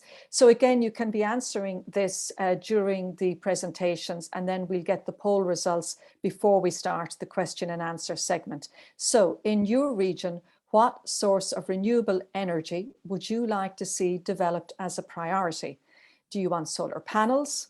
Should it be windmills? Should it be biomass plants or geothermal plants or other types of renewable energy, or indeed none of them? And again, multiple answers are allowed here. So you can feel free to continue to answer that poll during the presentations. So let's go now to our first panelist. It's my pleasure to introduce Anne-Elizabeth Cote, the Innovation Project Manager with the Grenoble Metropolis in France. And Grenoble Metropolis is made up of 49 towns and cities. It lies at the foot of the French Alps, and the region's rich economic fabric includes major companies, SMEs and startups active in the energy transition gathered in the Ternère-10 cluster. And the metropolis supports innovation for renewables through various initiatives such as green hydrogen experimentation. And Anne-Elizabeth is now going to present on the topic promoting local innovation for renewables. So Anne-Elizabeth Cote, you're very welcome, and I'm going to hand over to you now. Thank you, Mrs. Coleman, for your introduction. I'm glad to have the opportunity to speak a bit about what's happening in Grenoble. As you said, Grenoble is a local administration composed of 49 municipalities. It gathers 500,000 inhabitants. The center is very urban, with one of the highest densities in Europe. But some municipalities are mountainous villages. Next slide, please. The territory is both urban and rural. As you can see, the breeding areas, and in yellow, the farming ones. The population is rather young, around 33% is below 25. Next slide, please. Next slide, please. Air quality has been an issue for a long time, since Grenoble is the one before, please. Thank you. Because Grenoble lies in a valley, this explains partly why the Air Climate Master Plan was adopted as early as 2005, which is it was one of the first in France. This plan was completed in 2020 to comply with the +2 degree scenario. In 2017, an energy master plan was voted, defining the objectives to be reached until 2030. And there are -22% energy consumption, plus 35% renewable and recovered energy, -30% fossil fuels. In order to reach these objectives collectively, the metropolis has set up a series of programs and voted financial support to help public and private actors, as well as families, to reduce their energy consumption. This applies to buildings, transportation, and industry. Next slide, please. As far as the objectives of promoting renewable and recovered energies are concerned, you can see a few figures on the slide. Just to take an example, in 2013, hydroelectricity represented more than half of the production of renewable energy, because we have many hydraulic dams in the mountains. In 2030, it will rise by only little because there is no capacity to expand hydroelectricity, in fact, and hydroelectricity production because of a decrease in water flow and maintenance operation. Nevertheless, the part of wood and recovered energies will increase until 2030, and the part in the energy mix will grow compared to 2013. Next slide, please. The objective is, of course, to modify the energy mix compared to 2013, and some for electricity and gas have been targeted uses. For instance, for electricity, it will be used for lighting, powering electronic systems, electrical mobility. Gas will be in the long term more for high efficiency gas boilers, backing up solar thermal heating. It will also be used as fuel, mainly for buses and rubbish lorries, and also for cooking. There are some measures to encourage photovoltaic electricity, wood and solar thermal boiler, heat recovery geothermal, etc. Energy as well. In fact, renewable and recovered energy will above all be used to produce heat. Next slide, please. A short focus on our heating system, which is an old one. It was created in 1960. It is a second heating system in France. It is quite, well, 177 kilometers canalization. It produces heat for 7 municipalities, around 100,000 housing equivalent are heated by this system. Well, and you can see a picture of biomass, which is a cogeneration plant that produces heat and electricity from 40 megawatt steam generator. It was launched in 2020. It is one of the measures to go to more recovered energies, renewable and recovered energies. Next slide, please. Hydropower, which developed in Grenoble in the 19th century, was an accelerator to Grenoble industrial development, as it produced the energy necessary for the development of the industry in general. Next slide, please. Grenoble is a major hub for energy technologies and hosts a large number of companies and reaches its capacities on all these sectors you can see on the slide. The metropole supports industry, university and engineer schools, as well as research laboratories in the field of energy, as they are essential for the energy transition today and for tomorrow. This happens through financial support to startups and SMEs involved in collaborative R&D projects, in helping startups in their funding issues, in organizing meetings with venture capitalists, helping fast-growing SMEs to find appropriate locations when they expand. So different measures to help them develop. This unique ecosystem contributes to energy transition through the innovations it generates. Next slide, please. To show you just a few of the large companies and SMEs which are located in Grenoble. Some were born here, like Schneider Electric.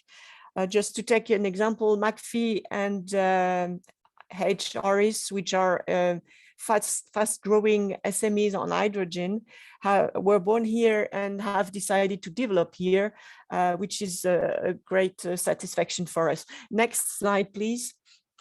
I think I'm running out of time. Tina, this, you mentioned it in your introduction, is an energy cluster gathering large companies, laboratories, and SMEs. The aim, it was set up with many others 15 years ago. The aim was to bring these actors to work together in collaborative projects to leading to innovative products and services, and it was very efficient. Next slide, please. The EU has decided to to set up its Inno Energy Agency in Grenoble.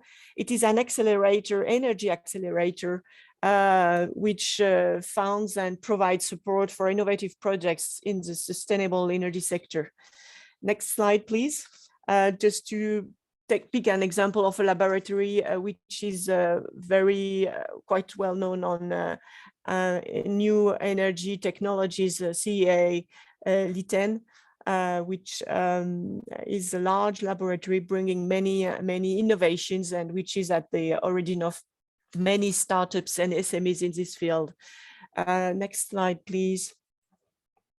Just a short focus on hydrogen. We are involved in a regional project which is funded by the EU and the French national state, which aims at setting 20 refilling stations in the region and have 1,200 vehicles, hydrogen vehicles circulating until 2024. So we are working hard on it right now. And we will have, through this project, 2 refilling stations in Grenoble soon for, well, to reach a network of refilling stations at a regional level. Next slide, please. As a kind of conclusion, some examples of energy technologies which were developed in Grenoble. Charging stations for electric vehicles, but also charging stations for hydrogen vehicles with Schneider Electric Air Liquide Symbio. Next slide, please. Some other examples of technologies which were developed in Grenoble and which are very useful for energy transition today. Next slide, please. Thank you very much for your attention and hope to see you soon in Grenoble. Very good, sounds lovely. And Elizabeth, it'd be very nice to go to Grenoble, but so you can turn off your camera now and mute your microphone for the moment. We'll bring you back in again for the question and answer session. Now, our second guest for this session is Kazunori Ogawa, SDG's Future Section Manager with Iki City in Japan, and located in the Nagasaki prefecture off the coast of Japan's western island, Kyushu. Iki is an island city with lush surroundings and it's home to many shrines.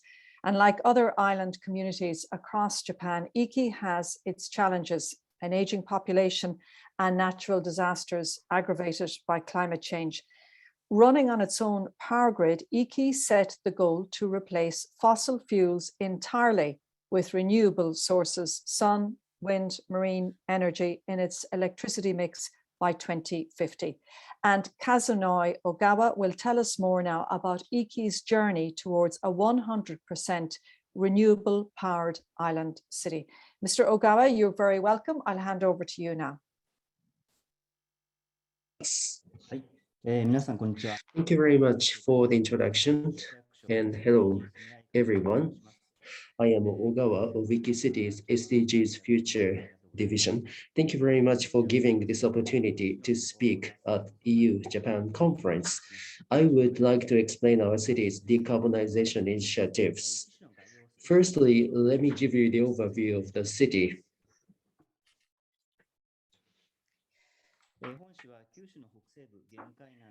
Iki City is an island off the northwestern coast of Kyushu. Though it's an island, there are a total of 15 chances to access the island using high-speed boats, planes, and so on.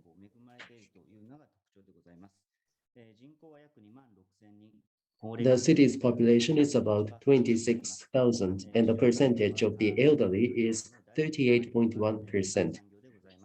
The city's main industries are agriculture, particularly livestock industry and fishery. Manufacturing, shochu, liquor, and tourism are also active.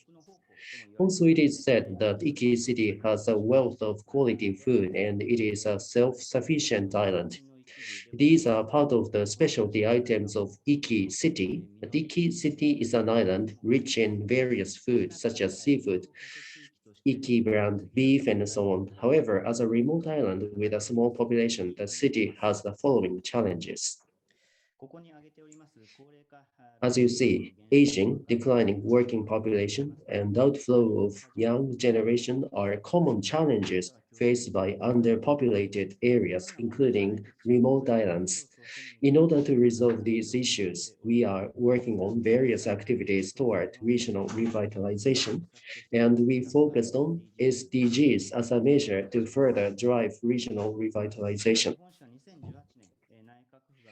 In 2018, the city applied for Cabinet Office's SDGs-oriented Future Cities program, and as a result, Iki City was selected as SDGs-oriented Future City. Now, I would like to explain our environmental initiatives. From the viewpoint of preventing global warming, we have conducted surveys on introduction and usage of renewable energy since 2015 in order to create a low-carbon island. In 2016, we investigated available amount of wooden biomass and feasibility of the use. In 2019, we developed our hydrogen and renewable energy introduction vision and set the goals of achieving 25% in share of renewables in 2030 and 100% in 2050. In this situation, we have been hit frequently by natural disasters such as heavy rains in recent years. Heavy rain that happens once every 50 years, according to Japan's meteorological agency, has happened 3 times over the past 5 years. The picture shows the damage to the road done by heavy rain.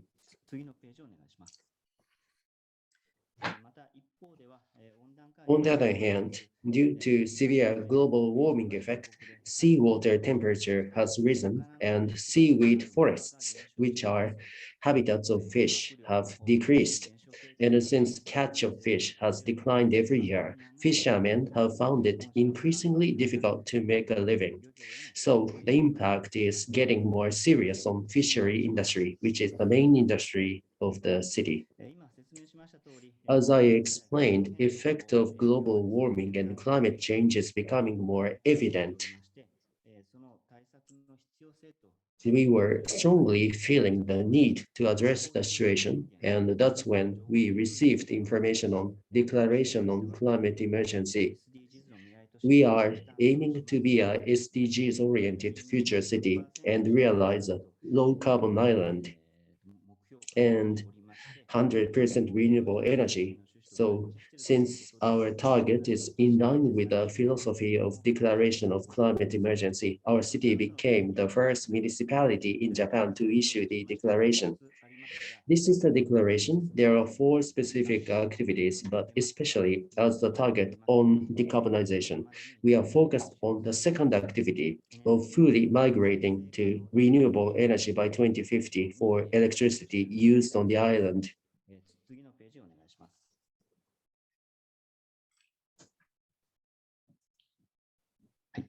I would like to explain 2 initiatives on decarbonization. Firstly, project to expand the introduction of renewable energy by utilizing hydrogen. While our city is blessed with sunlight, wind, and other energy resources, we are not connected with the main island of Kyushu with marine cable.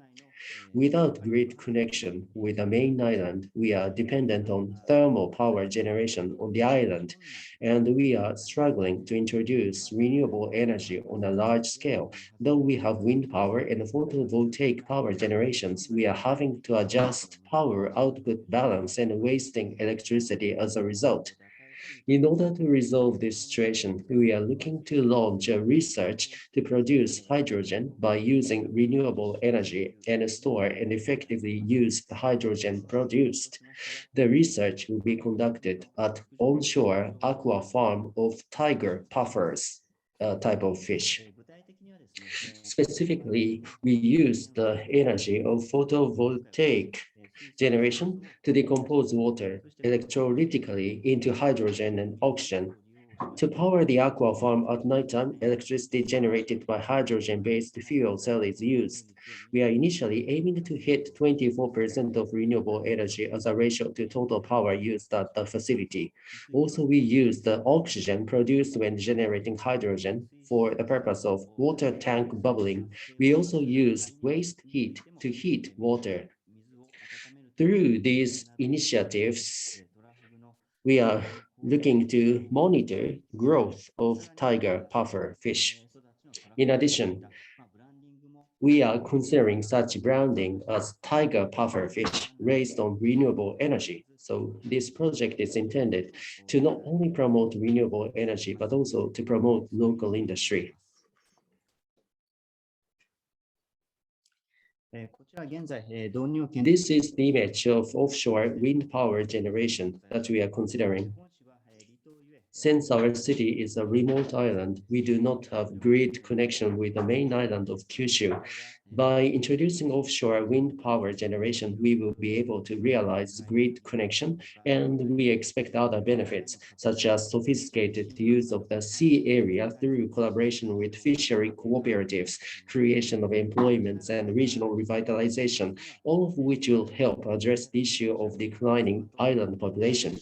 However, we need to ensure harmonious coexistence with local fishermen, and we are in the middle of consultations with them.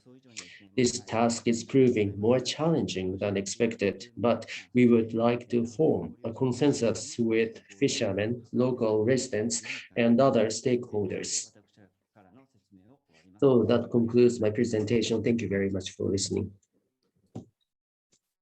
Thank you very much. And we will be coming back to you, Mr. Ogawa, when we have the Q&A session, so you can turn off your camera there. Now, please do submit your questions through the Q&A box on your Zoom platform for our panelists. It's really, really good to get a sense of the kind of questions that you're interested in asking and the issues that matter to you. Please put them in through the Q&A box, and we'll try to get to as many of them as possible during the Q&A session. So now from Iki City in Japan to Cork City in Ireland, which our next guest will tell us more about. Kieran Latisse is the cluster manager with Energy Cork in Ireland, and Cork City is home to over 500,000 people, and the Cork region is an economic, social and cultural hub for Southern Ireland. It's also a key component of the national energy landscape, supplying 25% of Ireland's energy needs. And the Energy Cork cluster supports innovation in the regional industry, promoting and facilitating projects in onshore and offshore wind, solar power and other clean energy sources. And Kieran Latisse is now going to talk about an industry-driven cluster for clean energy. Kieran, you are very welcome and look forward to hearing your presentation now. Thank you very much, Karen. Thanks for your kind introduction. And good morning and good evening, ladies and gentlemen. Thank you to the organisers, especially to Stefan and his team for inviting Energy Cork to contribute to this excellent event. I'm delighted to bring warm greetings to everyone attending and participating today from Cork in Ireland, in particular from all of the members of the Energy Cork cluster. Next slide, please. So welcome to Cork. Cork is a region of over 550,000 people on the south coast of Ireland. It's a core economic driver for the whole country of Ireland, and it's the largest county in Ireland. It has a mix of city living, rich agricultural land, vibrant towns and villages, and scenic coastline attracting many visitors every year. So Cork is also home to numerous local and international companies. If we move on one slide, please. Some of those seen on the slide in front of you, some of the world's largest pharma and tech companies have bases in Cork City and County. And Cork has a great quality of life with the opportunity for an excellent work-life balance. Cork is a signatory of the Covenant of Mayors, It's also a previous applicant for the European Green Capital. And in common with the rest of Ireland, Cork seeks to reduce greenhouse gas emissions by 51%, at least 51% by 2030. So next slide, please. So briefly in this slide, I'd just like to summarize what is Energy Cork, the cluster. So it's Energy Cork sitting in the middle of that Venn diagram. So it's the industry cluster for the energy sector in Cork. It's, as you can see, it's made up of the classic triple helix of industry, public sector, and academia. We have over 95 member organizations, and the logos you see representing industry there are just a small selection of our industry members. We've been operational for over 8 years. We're supported crucially by our 2 local authorities in the region, Cork City Council and Cork County Council, as well as our key industry members. And even though we're industry led, we recognize that the impact of our cluster and the organizations within our cluster on community, on citizens, and on customers. And briefly, I'd just like to mention that on the particular topic of mobilizing local renewable energy, most policy and initiatives in Ireland happen, I think, at a national level. So I'm a firm believer that local action must be enabled by national policies. So if we step on to the next slide, please. Briefly, these are just some snapshots of our cluster in action. Our work as a cluster is about people. The enthusiasm and goodwill of Cork's energy professionals and allied experts make things happen for our cluster and for our region. So we run, amongst other things, we run events, we run conferences, we prepare policy submissions, and we manage projects on our own behalf, on behalf of members and others. And as an energy cluster in a time of great transition, almost all of our activities are climate action based activities. Indeed, they're all about climate change mitigation. So our next slide, briefly, this is for context. I won't dwell too much on this. This is a snapshot of how Ireland uses energy. This is from 2019. There is I think a classic split between heat, electricity, and transport in roughly equal measures. 2 particular highlights I would mention here that are of note is the success of integrating renewable electricity, especially onshore wind, into our electricity supplies. That's been a very notable success for Ireland. But one particular area where much more work is required, and the EU ambassador mentioned this morning, is in the transport sector. As you can see, almost all of the energy for transport comes from fossil fuels. That's something that really needs to be addressed in Cork as with elsewhere. So our next slide, please. This is a quick look at the renewable energy resources, or 2 of the renewable energy resources in Ireland. On the left, we see the photovoltaic solar power potential for Ireland. As you can see, Cork on the south coast here benefits from roughly a 10 or 15% increased irradiance compared to the rest of the country, which is very important in terms of completing and financing solar power projects. There are, and this is a point to note here for Ireland, there are thousands of megawatts of PV in the planning process. However, to date, there are only a handful of solar PV projects completed in Ireland, which is a long story, I think, in its own right, but it's something that needs to be accelerated, and I think will be in the coming few years. On the right-hand side, you see the wind power resource. That's a very different story. There is an enormous wind resource in Ireland, both onshore and offshore. Each of the wind turbines on this map represents a wind farm. Ireland has about 400 wind farms, over 5.5 gigawatt of installed capacity. And in 2019, about 32% of Ireland's electricity came from wind power. So our next slide, if you don't mind, I'm going to skip quickly past this slide. It's a snapshot around floating offshore wind and a potential green hydrogen hub. I'm very happy to answer more questions on this and indeed to share the documentation with it, but in the interest of time and to focus on, I think, more local, more community focused projects, we're going to just briefly skip over it. So as I mentioned, local action must often be enabled and encouraged by central government, especially where there isn't a track record of such ground up projects. So the Sustainable Energy Communities Network, presented on this slide, of which Energy Cork is a mentor in Cork City, has over 500 member communities around Ireland, and there is a target for 1,500 of these communities by 2030. And they are all pursuing learning, planning, and doing in sustainable energy and retrofitting, and in renewable energy. There are, and on the bottom right of this screen, you'll see a breakdown. There are about 100 of these SECs who are pursuing community renewable energy projects.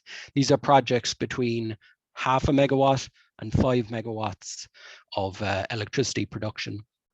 As you can see, most of these potential community projects are in the solar and onshore wind categories. Many of these projects are at quite an early stage. However, there is a cohort, and I'll speak on one in particular, that is quite far advanced. And this is really the first wave of real community-led renewable energy projects in Ireland and in Cork. So our next slide, please. This is one such example of a local renewable energy, a small-scale community-led project in Cork. It's actually two projects in one. It's Crocan Farm is the name of the location. It's a tillage farm in County Cork, in the east of the county. It already has two 850 kilowatt wind turbines that were installed in 2015, and it will shortly be the home of a 5.2 megawatt solar PV plant that'll be constructed under the RES 1, that's the Renewable Electricity Support Scheme process run by national government. Points to note, it is and it has been a very lengthy process. Energy Cork has been supporting Crocan Farm and Lorrig Solar Farm from the beginning of its development. It's been a lengthy process. There are significant bureaucratic barriers, despite good supportive policy, high-level policy. These barriers are only slowly being removed. There's excellent local support for these projects in most cases. And as I mentioned, government price support through the RES scheme has been and will continue to be crucial for projects such as Lorrig Solar Farm. So our next slide demonstrates really what Lorrig Solar Farm will look like. Within the next 12 months, Lorrig Solar Farm will be built. This is a similar sized project, also in County Cork, in the west of the county, a 5.2 megawatt solar farm. It is very different to the Lorrig farm in its, I suppose, in its development and ownership. This is an off-grid solar farm. It's feeding electricity into the factory you see behind the solar farm, and that's a factory run by Lilly, the US pharma giant. The there are some local upsides to this community project, but it is essentially an on-site or an off-grid project. However, it's one of the very first developed solar farm projects in Ireland, so it is very important from that point of view. And our next slide, and this is one of my last slides. It's just to summarize really the challenges as we see them to developing local community renewables in Ireland. Energy Cork has experience of this through our support of projects such as LORIG and our mentoring of sustainable energy communities. Lots of progress has been made, but these barriers still play an important role. One is around ownership. Communities do still see energy as somebody else's problem, perhaps the government's problem, energy companies' problems, perhaps local authorities' problem. Cooperative ownership, such as that pursued in LORIG Solar Farm, has a very long tradition in agriculture in Ireland, but certainly not in energy. So this is something new. There's very long development timelines. This is true for all or many renewable energy projects in Ireland, from the very large to the small community projects. And the consenting systems, so access to grid connection, planning, etc., is not very friendly yet, especially for community projects, which sometimes can lack the expertise that other larger projects would have. So it can still be a risky proposition for local communities. So I think that's my last major slide. I think I have just two more with a thank you and some images. I'd like to thank everyone for listening this morning, and I'd be happy shortly to answer any questions that you may have. Thank you very much. Thanks very much, Kieran. And if you do have questions for Kieran and the Cork projects, fire them into the question and answer box. So Kieran, you can turn off your camera and mute your microphone. Thank you very much. Now, our final speaker for this session is Yasuhiro Hattori, the Managing Director of the Fukushima Energy Agency in Japan. And the prefecture of Fukushima is located on Japan's eastern Pacific coast. After the 2011 disaster, Fukushima has made renewable energy a pillar for its reconstruction, aiming at covering local energy needs with 100% renewable sources by 2040. So to support this transformation, the Fukushima Energy Agency was established in 2017, and it promotes collaborative research and development, is an incubator for local companies, organizes trade fairs, and supports international collaboration. So to find out more now about the work it's doing, I'm going to hand over to Mr. Hattori. Hello to you, and over to you. Good morning and good afternoon, everyone. My name is Hattori from Energy Agency Fukushima. So I'm going to talk about the how we are going to be the front runner in the our renewable energy. Next, please. First of all, a brief introduction about Fukushima Prefecture. As you can see, the location of Fukushima and also the representative sceneries from the prefecture. Fukushima is located about 200 kilometers north of Tokyo. And the Fukushima name, Fukushima in Japanese, means the happy island. But as you can see in this photo, we are blessed with a very beautiful nature and a very tasty and good fruits. It's a very beautiful place. But that Fukushima prefecture was hit by the great earthquake and tsunami, as well as the nuclear power plant disaster. As you can see, the Fukushima map, and the eastern side faces the Pacific side, and from the Pacific side, the Fukushima was hit by a gigantic tsunami, And the photo at the top is from the Namie town after the tsunami. And the photo below is the Fukushima Daiichi nuclear power plant. But after the earthquake and tsunami, this area is one of the largest places in the world that runs the green hydrogen production.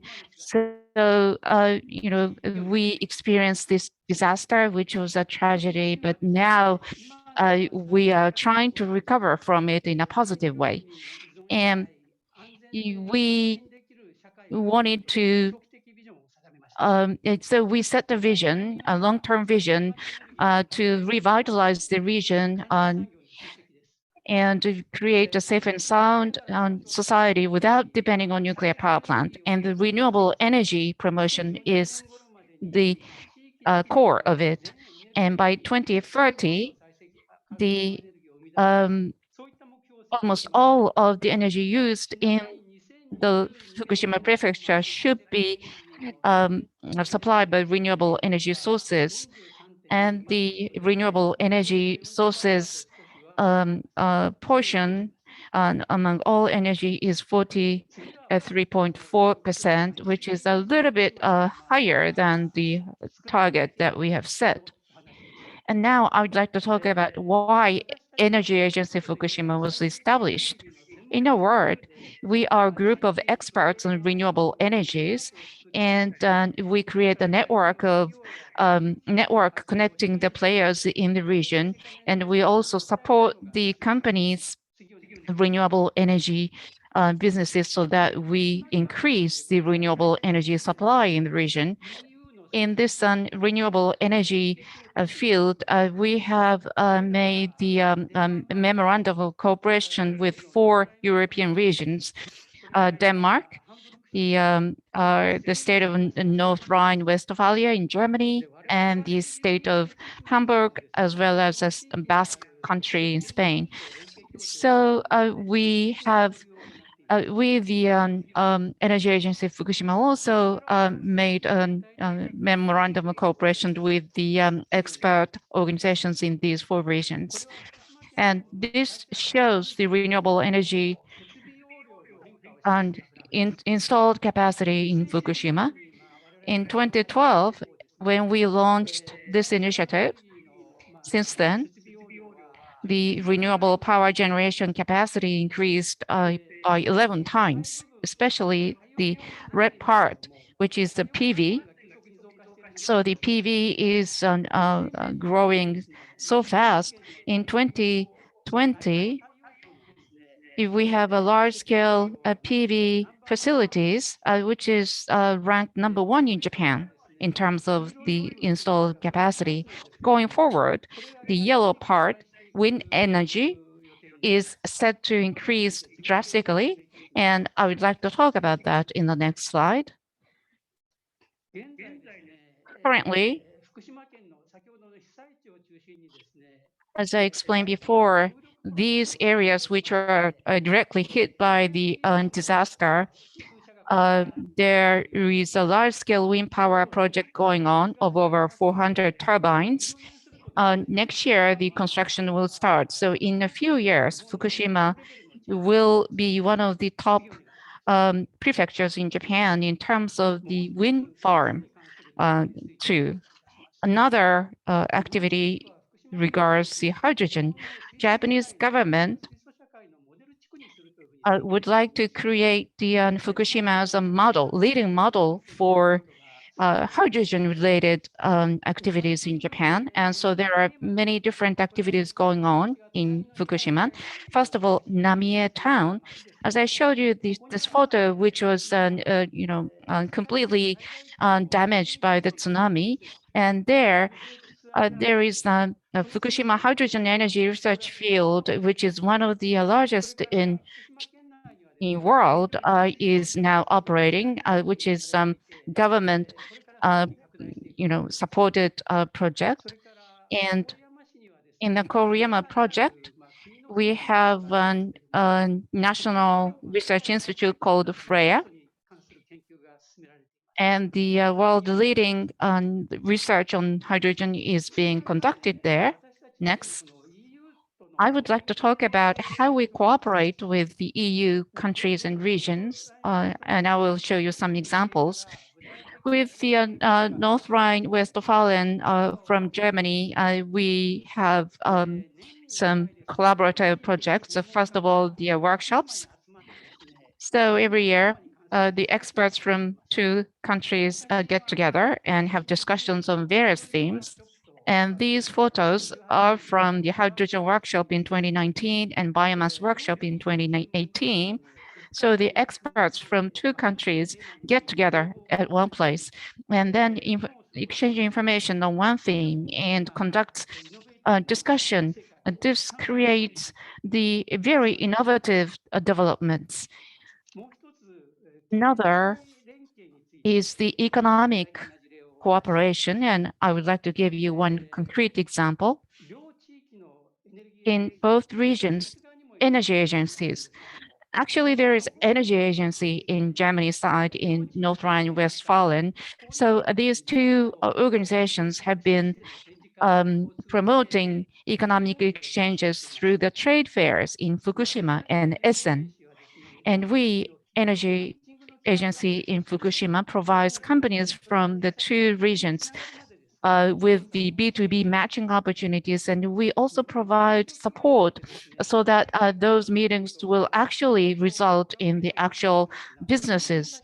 And the promoting collaboration between these 2 countries is very difficult, but thanks partly to our support, and there are increasing number of successes in these collaborations.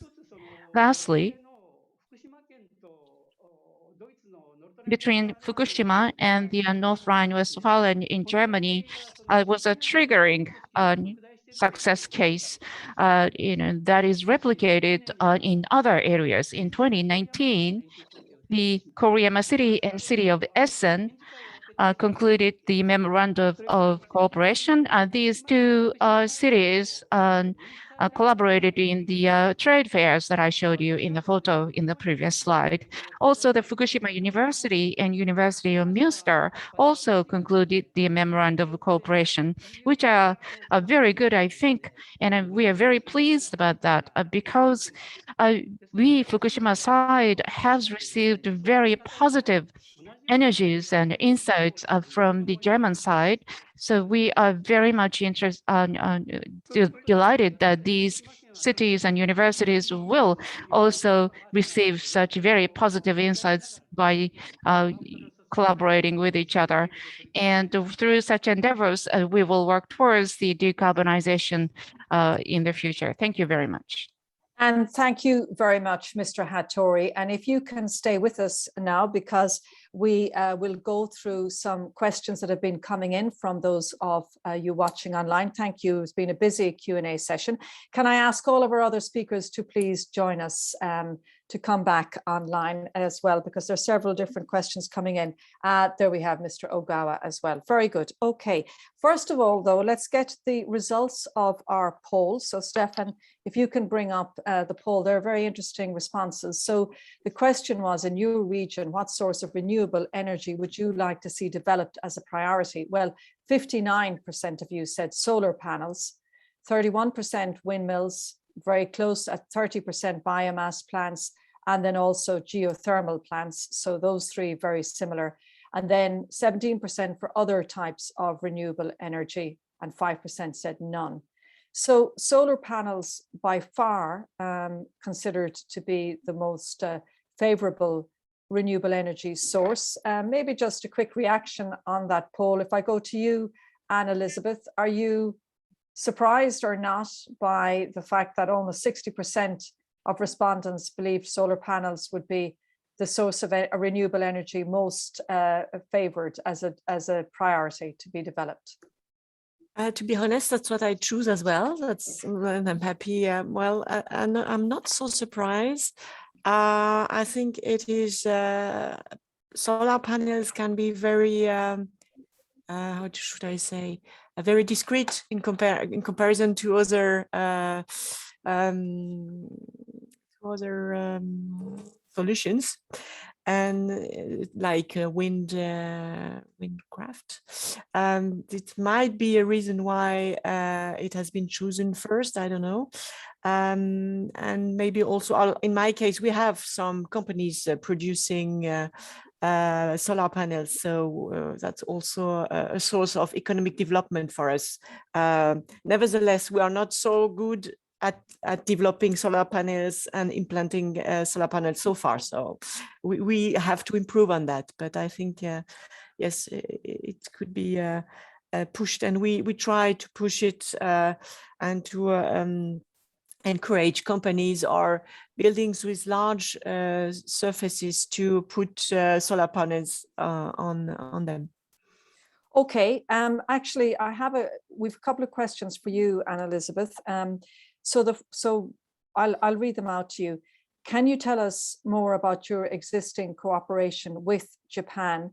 How are companies that you mentioned, such as big companies like Air Liquide, or smaller companies, the startups, the SMEs, etc., involved in this cooperation? We had the opportunity to participate to an EU program and to go to Toyota City 2 or 3 years ago, I guess, yeah. And it was very interesting because Toyota City is quite similar to Grenoble, and we had many topics to exchange on, well, you quoted companies and Air Liquide. Air Liquide is already very well known in Japan, and so they were there before we went to Japan. But we've tried to bring laboratories in closer contact, and we've learned a lot about hydrogen mobility in Japan, because in Toyota City they are further than we are on hydrogen mobility. I think about buses, for instance. Okay, and another question on in relation to that: do you have plans to expand exchanges with Japan in other projects and activities related to renewable energy? Yes, we would like to, yeah. Can you give us an idea of some of the projects you think you would like to expand? Well, going on the exchange on experiences on hydrogen, how it is, how to implement new policies regarding mobility, for instance, but also decarbonization of industry through hydrogen, and also a topic which is quite difficult for us is how to make hydrogen mobility and hydrogen more popular to the populations. That's a topic we already exchanged on with colleagues from Toyota City, and it remains a difficult topic for us. Why? Because people are nervous about it as being used in transport. Is that the reason, or why are the reasons? I would say mostly because hydrogen, well, there are different levels of concern. For the population, it's a gas, and it might be a problem while driving a car, but it's not only, it doesn't only concern hydrogen, it's also the case for other gas. Well, driving a car with gas in it, complicated. And at a political level, or the problem is that today hydrogen is not green, and but we are working on it as well to improve. And politicians also work on that to improve, of course, the development of renewable energies, which will then be used to produce through electrolyzer the green hydrogen. So, and I think when hydrogen will be green, it will be far easier, because it is not green today, and vehicles are quite expensive. So it's a very pioneer spirit to speak about hydrogen with companies, for instance, asking them to try to buy hydrogen vehicles for their company to Yeah, I can imagine how challenging that would be. Anne Elizabeth, thanks for that. Stay with us. I want to go to you, Mr. Ogawa. A couple of questions actually on EKI, but this is the first one for you. What is the present energy consumption in EKI? What is the expected energy consumption in 2030? And our viewer says, I suppose it is mainly diesel fuel which is being used. Can you give us an idea, please, of the present fuel consumption on EKI?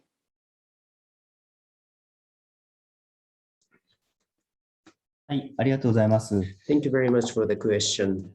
At this point in time, EKI cities energy consumption is as follows. As renewable energy, we have photovoltaic and wind power generations. So those are the renewable, including those,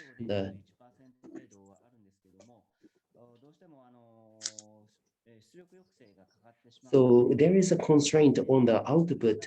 So 12.5% is the share of renewables, even though the capacity allows for the maximum of 21% share of renewables. But Kyushu Power Electric Company, for them, they are driving the move to accept renewables as much as possible. So though slowly but gradually, they are starting to adopt renewable energies. But the grid connection is not established. So that is the biggest bottleneck for us as a remote island. So offshore wind power generation project is something that we are expecting to connect us with the main island of Kyushu. Then once that project is in place, then the share of renewable energy, I believe, will be boosted further. So I hope that answered the question. And just on the offshore energy program then, when do you think that will be able to come into operation? What's the timeline there?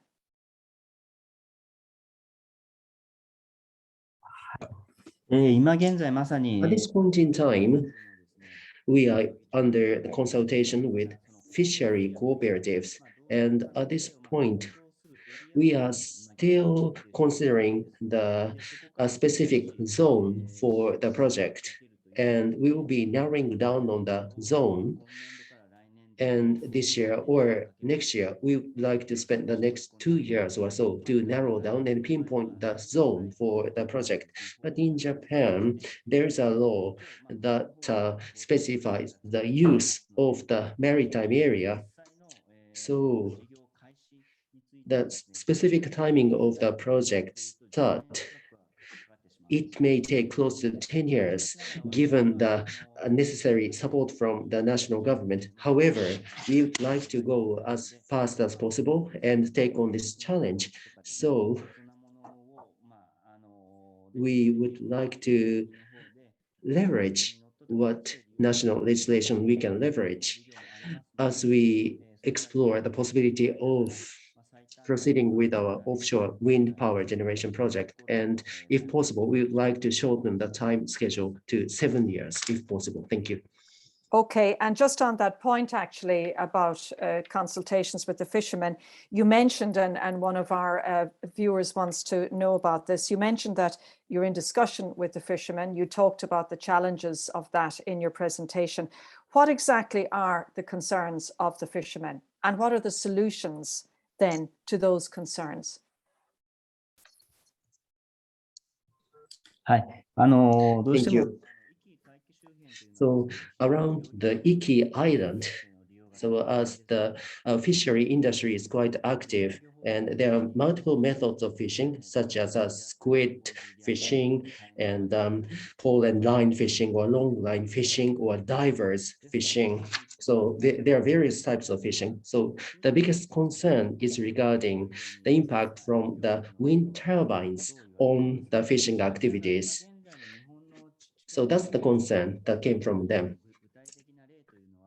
And however, we do not have the past experience, so we only can refer to the past experiences in other developed countries, such as the UK. But in Japan, hopefully, as more offshore wind power projects are implemented in Japan, we would have reference cases we can learn from.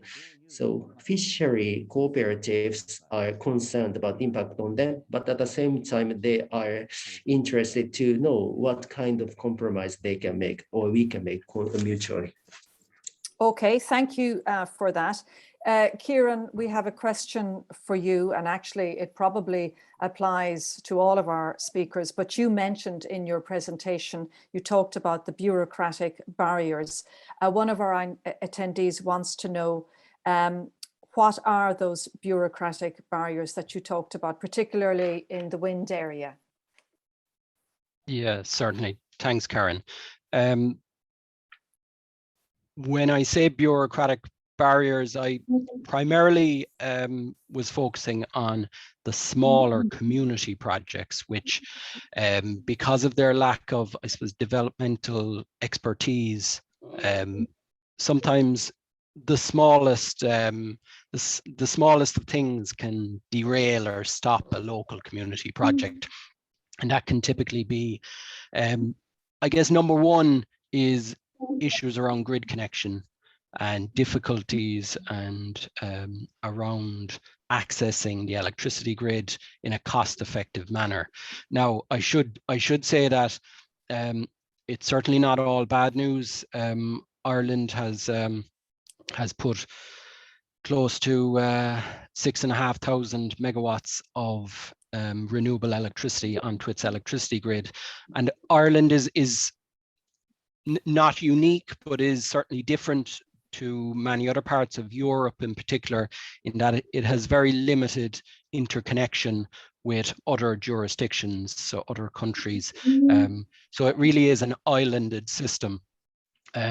So in that regard, Ireland has done very well in integrating lots of renewable electricity onto the system. However, there are tight constraints in particular areas that the grid operators must manage. So there are very good technical reasons for these barriers or these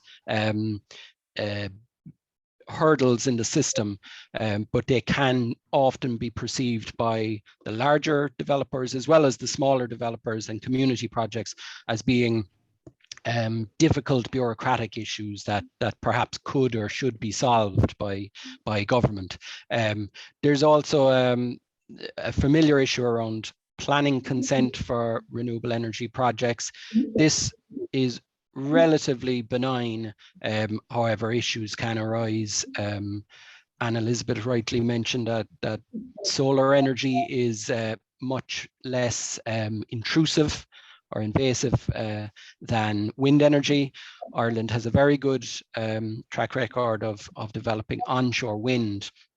So now the next step for us is to develop on the great potential of solar PV farms, which I think is really just about to start. You'll have seen the two projects I mentioned in my slides. These are really the tip of the iceberg in terms of solar PV in Ireland. Okay, thank you for that, Kieran. And we might come back to you very quickly to get a reaction on the next question, which is for you, Mr. Hattori. So question coming in from one of our attendees. What are your views on the lifespan of wind turbines? How do you plan to deal with wastes generated by disposal of wind turbines when they need to be replaced or dismantled? Do you have any specific measures to deploy wind turbines without damaging the landscape?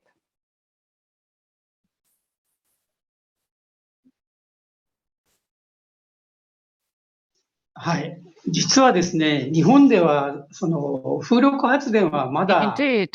the wind power is not installed in large scales.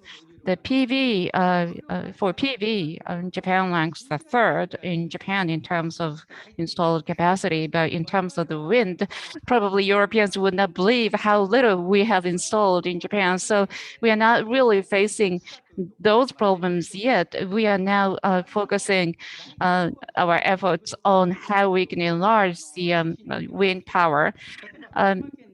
In Fukushima, once the SMEs in Fukushima would like to enter into this field, it's very difficult.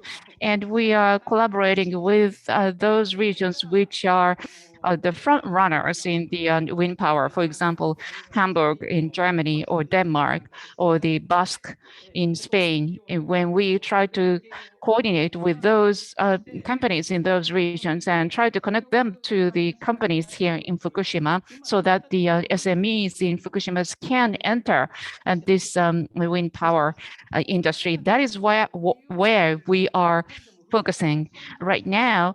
That is our focus. So if we enlarge the wind power, like in Europe, then we will face those problems of the impact on the environment or the others. But we have not yet reached that state yet. And just maybe very quickly, you could answer this question from another one of our attendees. What sources of energy are used to develop the electrolyzers producing green hydrogen in the Fukushima prefecture?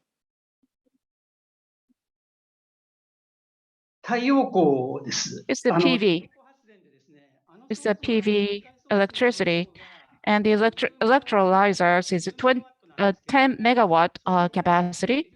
And the 20 megawatt, we have the 20 megawatt PV capacity to that, to supply the electricity to that. Okay, very good.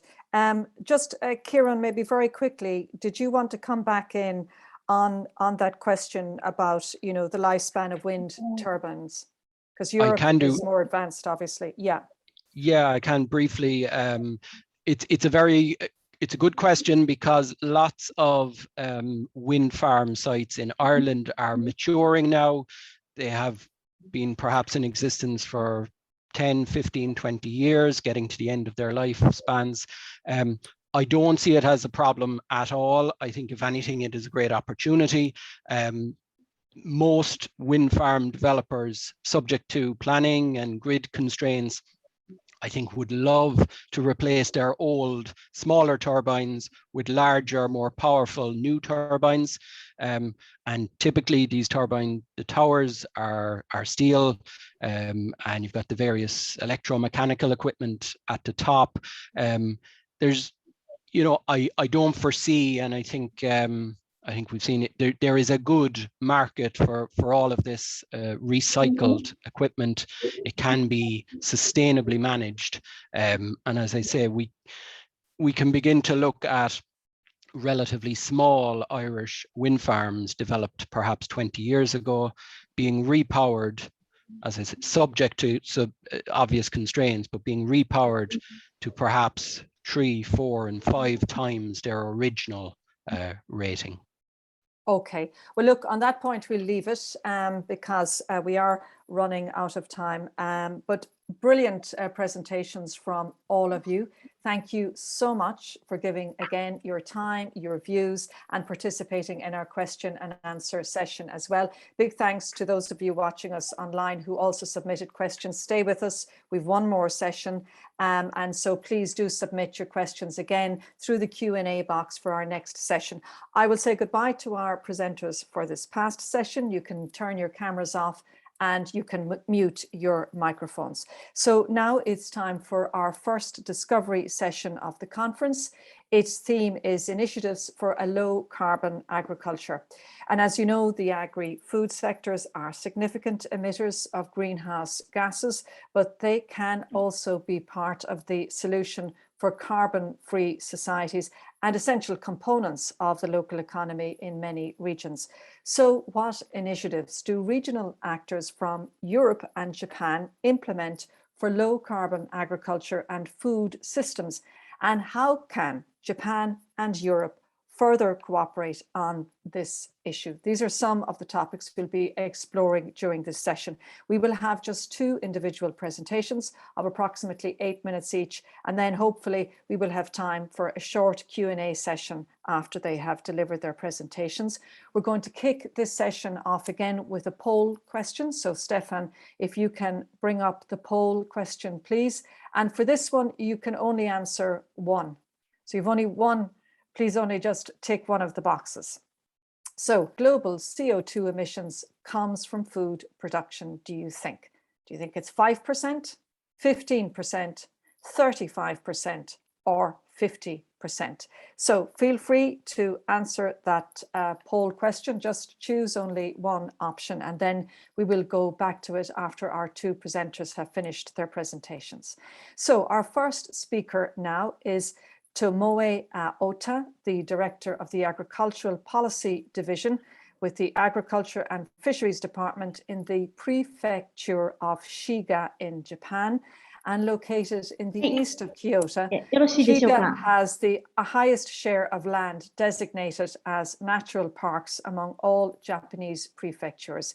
And back in 2011, Shiga formulated a strategy to adapt agriculture to climate change. The plan now also aims to reduce the sector's emissions through initiatives such as carbon storage in soils, local renewable energy for farming, and new cultivation methods. So, Tomoe Ota, you are very welcome, and I'm going to hand over to you now. はい、こんにちは。 Hello, everyone. I am Ota, Director of Agriculture Policy Division of Shiga Prefecture. I appreciate the opportunity to present Shiga's initiative. Thank you so much for your kind attention. So today, I would like to present our initiatives, Shiga's initiatives for low carbon agriculture on the road to zero carbon future. We have developed agriculture, forestry, and fishery industry in the area of surrounding Lake Biwa. We have been working on making our local industry sustainable and passing it on to next generation. Let me start by introducing Shiga Prefecture and Lake Biwa. Shiga is located in the middle of Japanese archipelago, and its area size accounts for about 1% of the country. You can find Lake Biwa in the center of the prefecture, the largest fresh lake in the country. And it's about 4 million years old and covers about 1/6 of the prefectural surface area. You can see the outline of Lake Biwa. You can find the Lake Biwa in the center, and there are a lot of green areas, and lake is surrounded by mountains as well as rice pad. So the lake is surrounded by mountains and rainwater, and used water flowing through about 460 rivers is poured into Lake Biwa. Lake Biwa is likened to a mirror that reflects people's lives in Shiga Prefecture. People describe Shiga Prefecture as microcosmos centering around Biwa, Lake Biwa. And you can see the temperature of Shiga Prefecture according to the data. Temperature rose by about 1.3 degrees over the 100 years since 1894. If this pace continues, average temperature of Shiga Prefecture will rise another 2.9 degrees in coming 100 years. So, which brings us to the level on par with temperature of Miyagi Prefecture down south of Japan. Next slide, please. And what's behind the rise of temperature is said to be greenhouse gases, including CO2 and methane gas. The pie chart shows CO2 cause of global warming emitted in Shiga Prefecture. The total volume of tons is, as you can see here, 10,510,000 tons, out of which agriculture forestry accounts for 0.7% or 74,000 tons, which may not be big in comparison to other sectors. However, this agriculture sector is susceptible to climate change. Therefore, the sector requires measures and efforts to cut CO2 emission. This is something that we strongly believe. Next slide, please. Now I would like to share our responses to the climate change that has impacted on agricultural sector, and also would like to share efforts to cut greenhouse gases. First, in the area of agriculture, here is an example of impacts of climate change to agricultural products. As you can see in the picture, rice is a main agricultural product of Shiga Prefecture. And a summer, an excessive heat negatively impacted on appearance and a quality of rice. As you can see on the slide, rice grains are fractured and get whitish.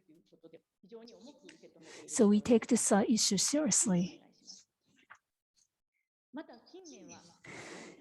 And Shiga Prefecture has become more prone to strong typhoon in recent years. 3 years ago, typhoon number 21 that hit the prefecture destroyed greenhouses and caused large damages to the industry. This is unprecedented damage. In the past, Shiga did not have typhoon impacts, but because of climate change, we are more susceptible. And our producers, farmers and producers are struggling to cope with torrential rain and tornado attributable to climate change. So here are some measures that we put into place in agricultural sector to combat against climate change. So rice is one of our main local products. So to address excessive heat, we have developed measures. Well, agricultural sector is a very important industry for Shiga Prefecture. We are proud of our rice brand Omimai. So we have developed a variety that has high heat resistance called Mizu Kagami. We are promoting this variety to local farmers. So we had a very hot summer this year, despite the heat. Mizu Kagami has maintained its high appearance, quality, and taste. So this was well appreciated by local farmers. So next is about grape. As you can see, you can notice discoloration of grapes. So local grape producers made a special treatment, like what we call a girdling, leaving a ring scar on tree bark. Discolored grapes, quality or value would be undermined. So given that, local farmers are working on different measures. Next, I'd like to talk about measures to cut greenhouse gas emission. In summer, many local rice farmers keep their rice paddy dry in order to ensure rice is well rooted. This may be difficult to understand for people in EU, but farmers intentionally keep the paddy dry. But in order to prevent greenhouse gases from being emitted, instead of spending a week to make the paddy dry, farmers spend more than 2 weeks. And that helps them to prevent greenhouse gases from being emitted from rice field. A lot of farmers are now doing this or using this method. And as you can see here, farmers plant lotus and hairy veg before planting rice, and plowing the field captures carbon in the soil to cut chemical fertilizer consumption. Again, Shiga Prefecture pays extra attention to the environment because we place value on our Lake Bia. So we promote environmentally friendly agriculture without relying on chemical fertilizer. it's fair to say more than half of our farmers or farmland use this environmentally friendly method. So this would help us to cut greenhouse gas emission. And organic fertilizer is something that we are trying to promote ahead of the other prefectures. We work with farmers to make that happen. Next, this is green tea field. Again, rice is our main product, agriculture product of Shiga, but we also produce green tea. And we are known for its production for years. Again, Shiga Prefecture has developed a technology to cut greenhouse gas in green tea fields. Next, Shiga Prefecture also promotes how we can cut transportation energy consumption. So to that end, we promote so-called local production for local consumption in order to cut energy cost and CO2 emission. Next slide, please. So we have developed so-called lake beer system. And back in 2019, February, Lake Biwa system was certified as National Agricultural Heritage by Ministry of Agriculture for its sustainable operation of agricultural and fishery industry.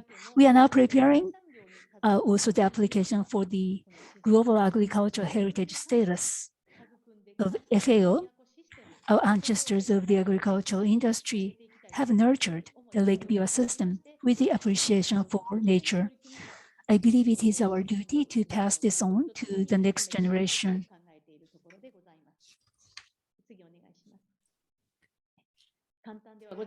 Okay, this concludes my presentation. Thank you so much for your kind attention. Thank you. And thank you very much, Ms. Aota. And just you can mute your mic, turn off your camera, and then we will come back to you after the next speaker.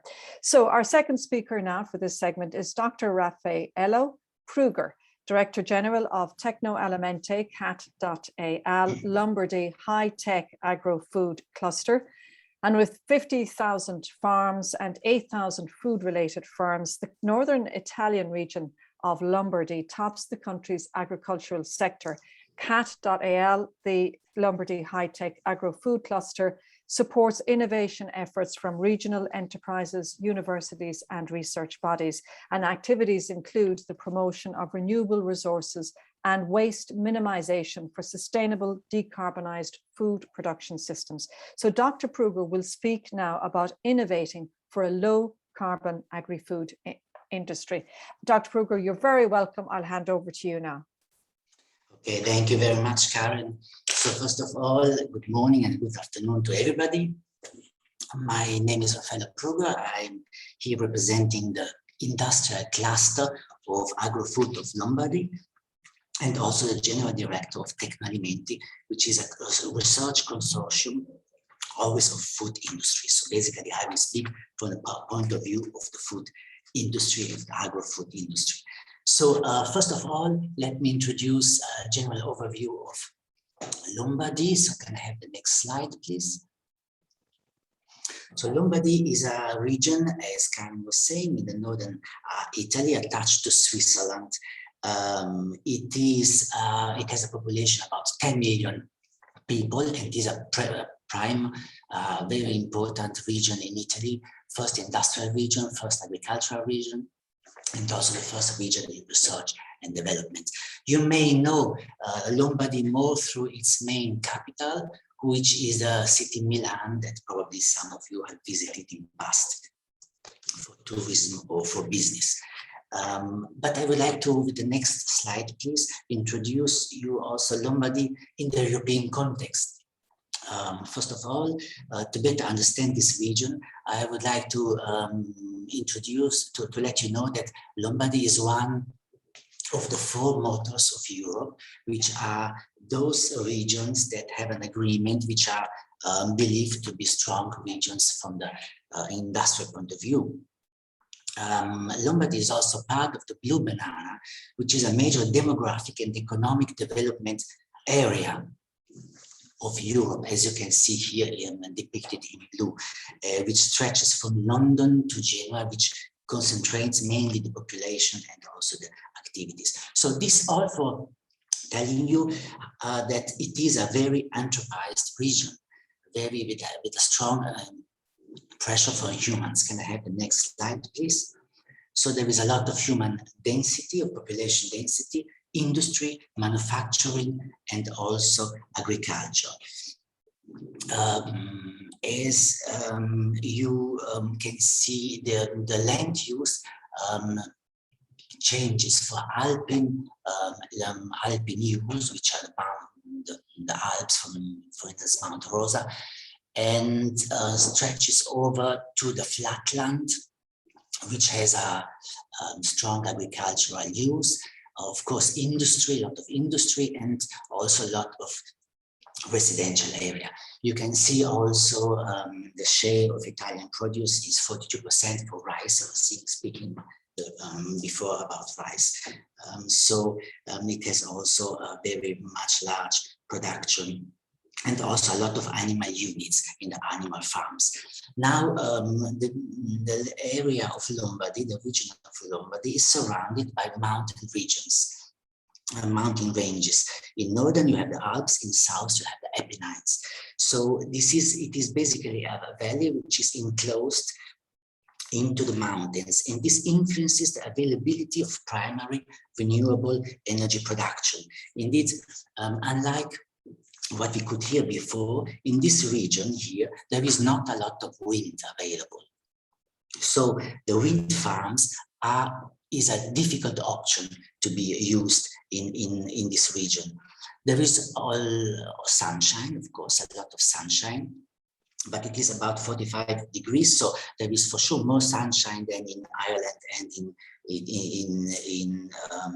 in other regions, in Saxony, for instance, as you could hear before, but there is less sunshine compared to Sicily, for instance. So also this is applicable, very applicable, but limited. The water basins, there are a lot of glaciers in the Alps, but with the climate change, the water will reduce as well. So also this will be probably a problematic issue because it's already fully exploited currently. And stays the other possibility, which is the biomass. So with a lot of agricultural use, there is a lot of biomass available. So can I have the next slide, please? Let's go now back to the agriculture, since we were speaking about biomass. So the issues in Lombardy agri-food industry. First of all, it has two poles, agriculture and food processing and food industry. So they are very much connected. 70% of the produce passes into the food industry and is processed. Then let's remember that the food industry is generally very variable and not constant because it suffers from seasonality and diversity of production. And it is very distributed across the region, so it's far away. The farm, the processing plants and agriculture, they are distributed across the space. Another particularity of the food industry are the fact that they are small industries and with limited capital investment. So also this is a limitation that you have to take in consideration. But anyway, the food industry uses a lot of energy because it has to cook, to freeze, to wash, to clean, to pasteurize, to freeze. So there is not very high temperatures, but there is a lot of energy involved. So taking account these issues, our experience in low carbon agri-food in Lombardy divides in two approaches. The next slide, please. One approach is energy transition. This means from fossil to renewable biogenic energy. And the other one is carbon capture. This means lock out the carbon from the cycle. Both of them, both ways are different systems to exploit biogenic carbon and slow down the release of carbon into the atmosphere. And I just illustrated now, I have 6 cases that I'd like briefly to illustrate to you. So next slide, please. The first case is the anaerobic digestion plants. We have 400 plants here in Lombardy. We're serving currently about 100,000 cows and 1 million pigs. They are producing biomethane. There is under construction a plant which wants to convert this biomethane into liquid gas for transportation. And there is under study a steam reforming plant to produce hydrogen from methane as energy vector and accumulator.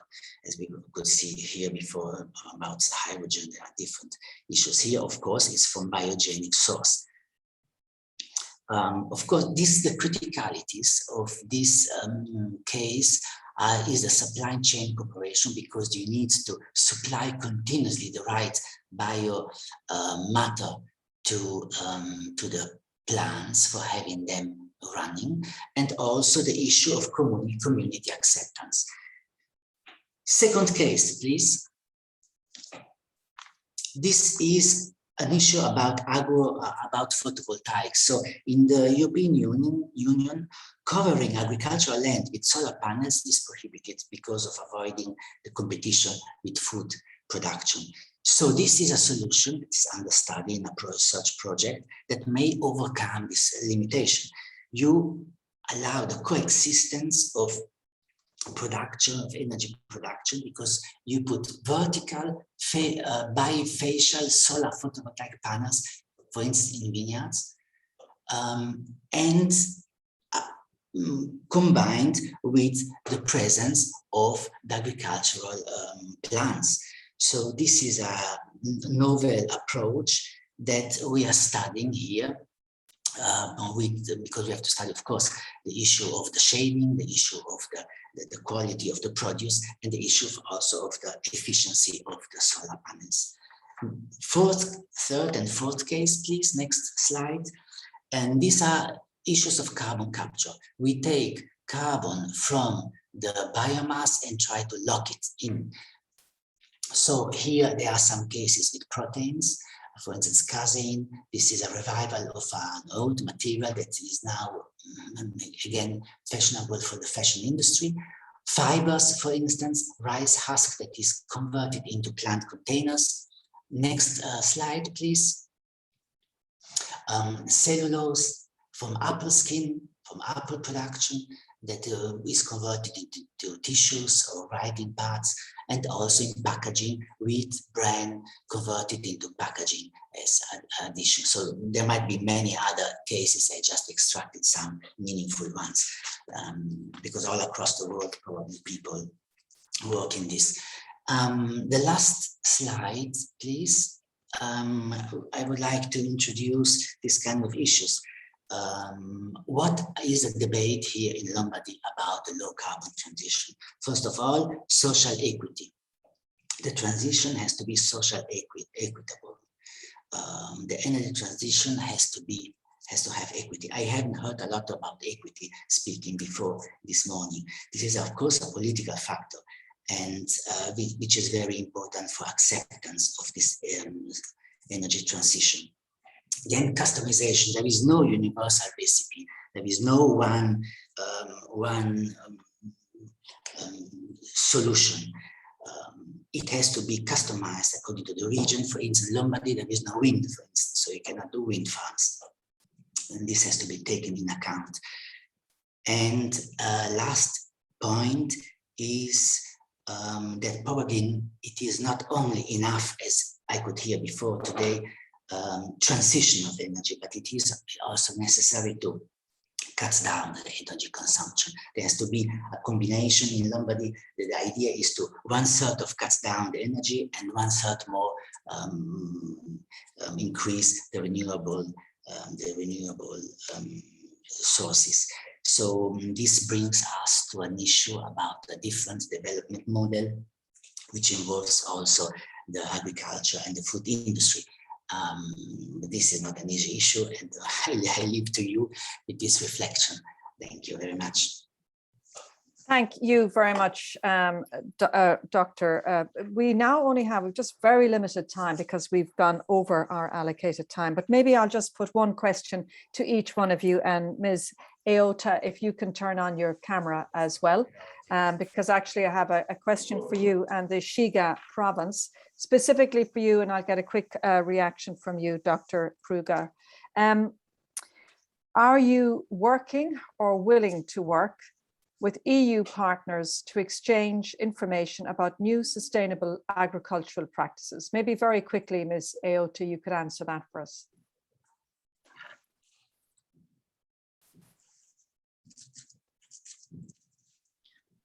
Thank you very much for your question. For Shiga Prefecture, I said that we are paying attention to sustainable and environmentally friendly agriculture. When we put a policy, we try to put the policy in place. And with that, a lot of the farmers decided to join us. But as a matter of fact, EU's direct payment system, OECD's information, is something that we referred to. We referred to EU version and localized that to Japan or for Shiga Prefecture, so that Shiga decided to introduce this initiative based on the learning from EU. So from EU partners, regarding environmentally friendly agricultural measures, we refer to what they do, and we try to also incorporate and learn from them to expand the initiative. So regarding CO2 emission, we'd like to pay attention to EU, and we are looking forward to further partnership with EU members. Thank you. Thank you very much. And a very quick question to you, Dr. Kruger. Italy and Japan are both famous for the quality of their cuisine. As global role models when it comes to food quality, how do you think you can work with other regions and countries towards a reduced carbon footprint of agricultural and food products? I imagine that considering this common view of the food sector, I think that there could be a lot of exchanging experiences, for instance, wine with sake, or green tea, or olive oil, and this kind of comparisons of experiences are very important to progress and to find out new ways and improved ways of cooperation and of treating the farm and the food industry. So I really think this is something that will be very useful. Okay, thank you very much for that. Let's quickly go to our poll result. Stefan, if you can bring up the result of the poll. Now, the question we asked you was what percentage of global CO2 emissions comes from food production? And 49% of you said 35%, 38% said 15%, 11% said 50%, and 2% said 5%. And actually, according to a recent study published in Nature, the food system generates about 35% of total global man-made greenhouse gas emissions. So most of you got that right. And the study notes that the share of a country's emissions that comes from its food system ranges from 14% to a whopping 92%. And in industrialized countries, roughly 24% of the country's total emissions came from their food systems. So I want to say a big thanks to our two guests. Thank you so much for your presentations, sharing your time and your valuable input. It was really, really well appreciated. You can turn off your cameras and mute your microphones. And really, we've come to the end of what has been an exceptionally busy, insightful, and very interesting day one of the conference. And just to remind you that the video recording and presentation materials of the 2 days of the conference will be published on the events website, spipa-japan.net, by the end of the week, and all registrants will be informed by email when it is available. And just to say, we visited 10 destinations on this first day. Tomorrow we're going to have 12 destinations to discover. So there will be lots more very interesting material for you to discover tomorrow. By the way, for those of you who will be back with us tomorrow, you can use the same Zoom link that you used for getting onto the seminar today. And again, tomorrow, there you have some pictures of some of the places, and in fact, all of the places, the 12 places we'll be visiting tomorrow, from Utrecht in the Netherlands to Lahti in Finland, Kyoto in Japan, lots of other places as well. And we're going to be looking at some key topics tomorrow. They're going to be decarbonizing transport in cities, low carbon housing and construction, and initiatives for low carbon tourism as well. So that's it from me and all the crew in bringing the conference to you today. Great to have you with us. Thanks a million for all your questions and your input and staying with us. And I will close off the conference today, and I'll see you all again bright and early from a European perspective and a little later in the afternoon from Japan and elsewhere. So I'm looking forward to being back with you tomorrow. See you then.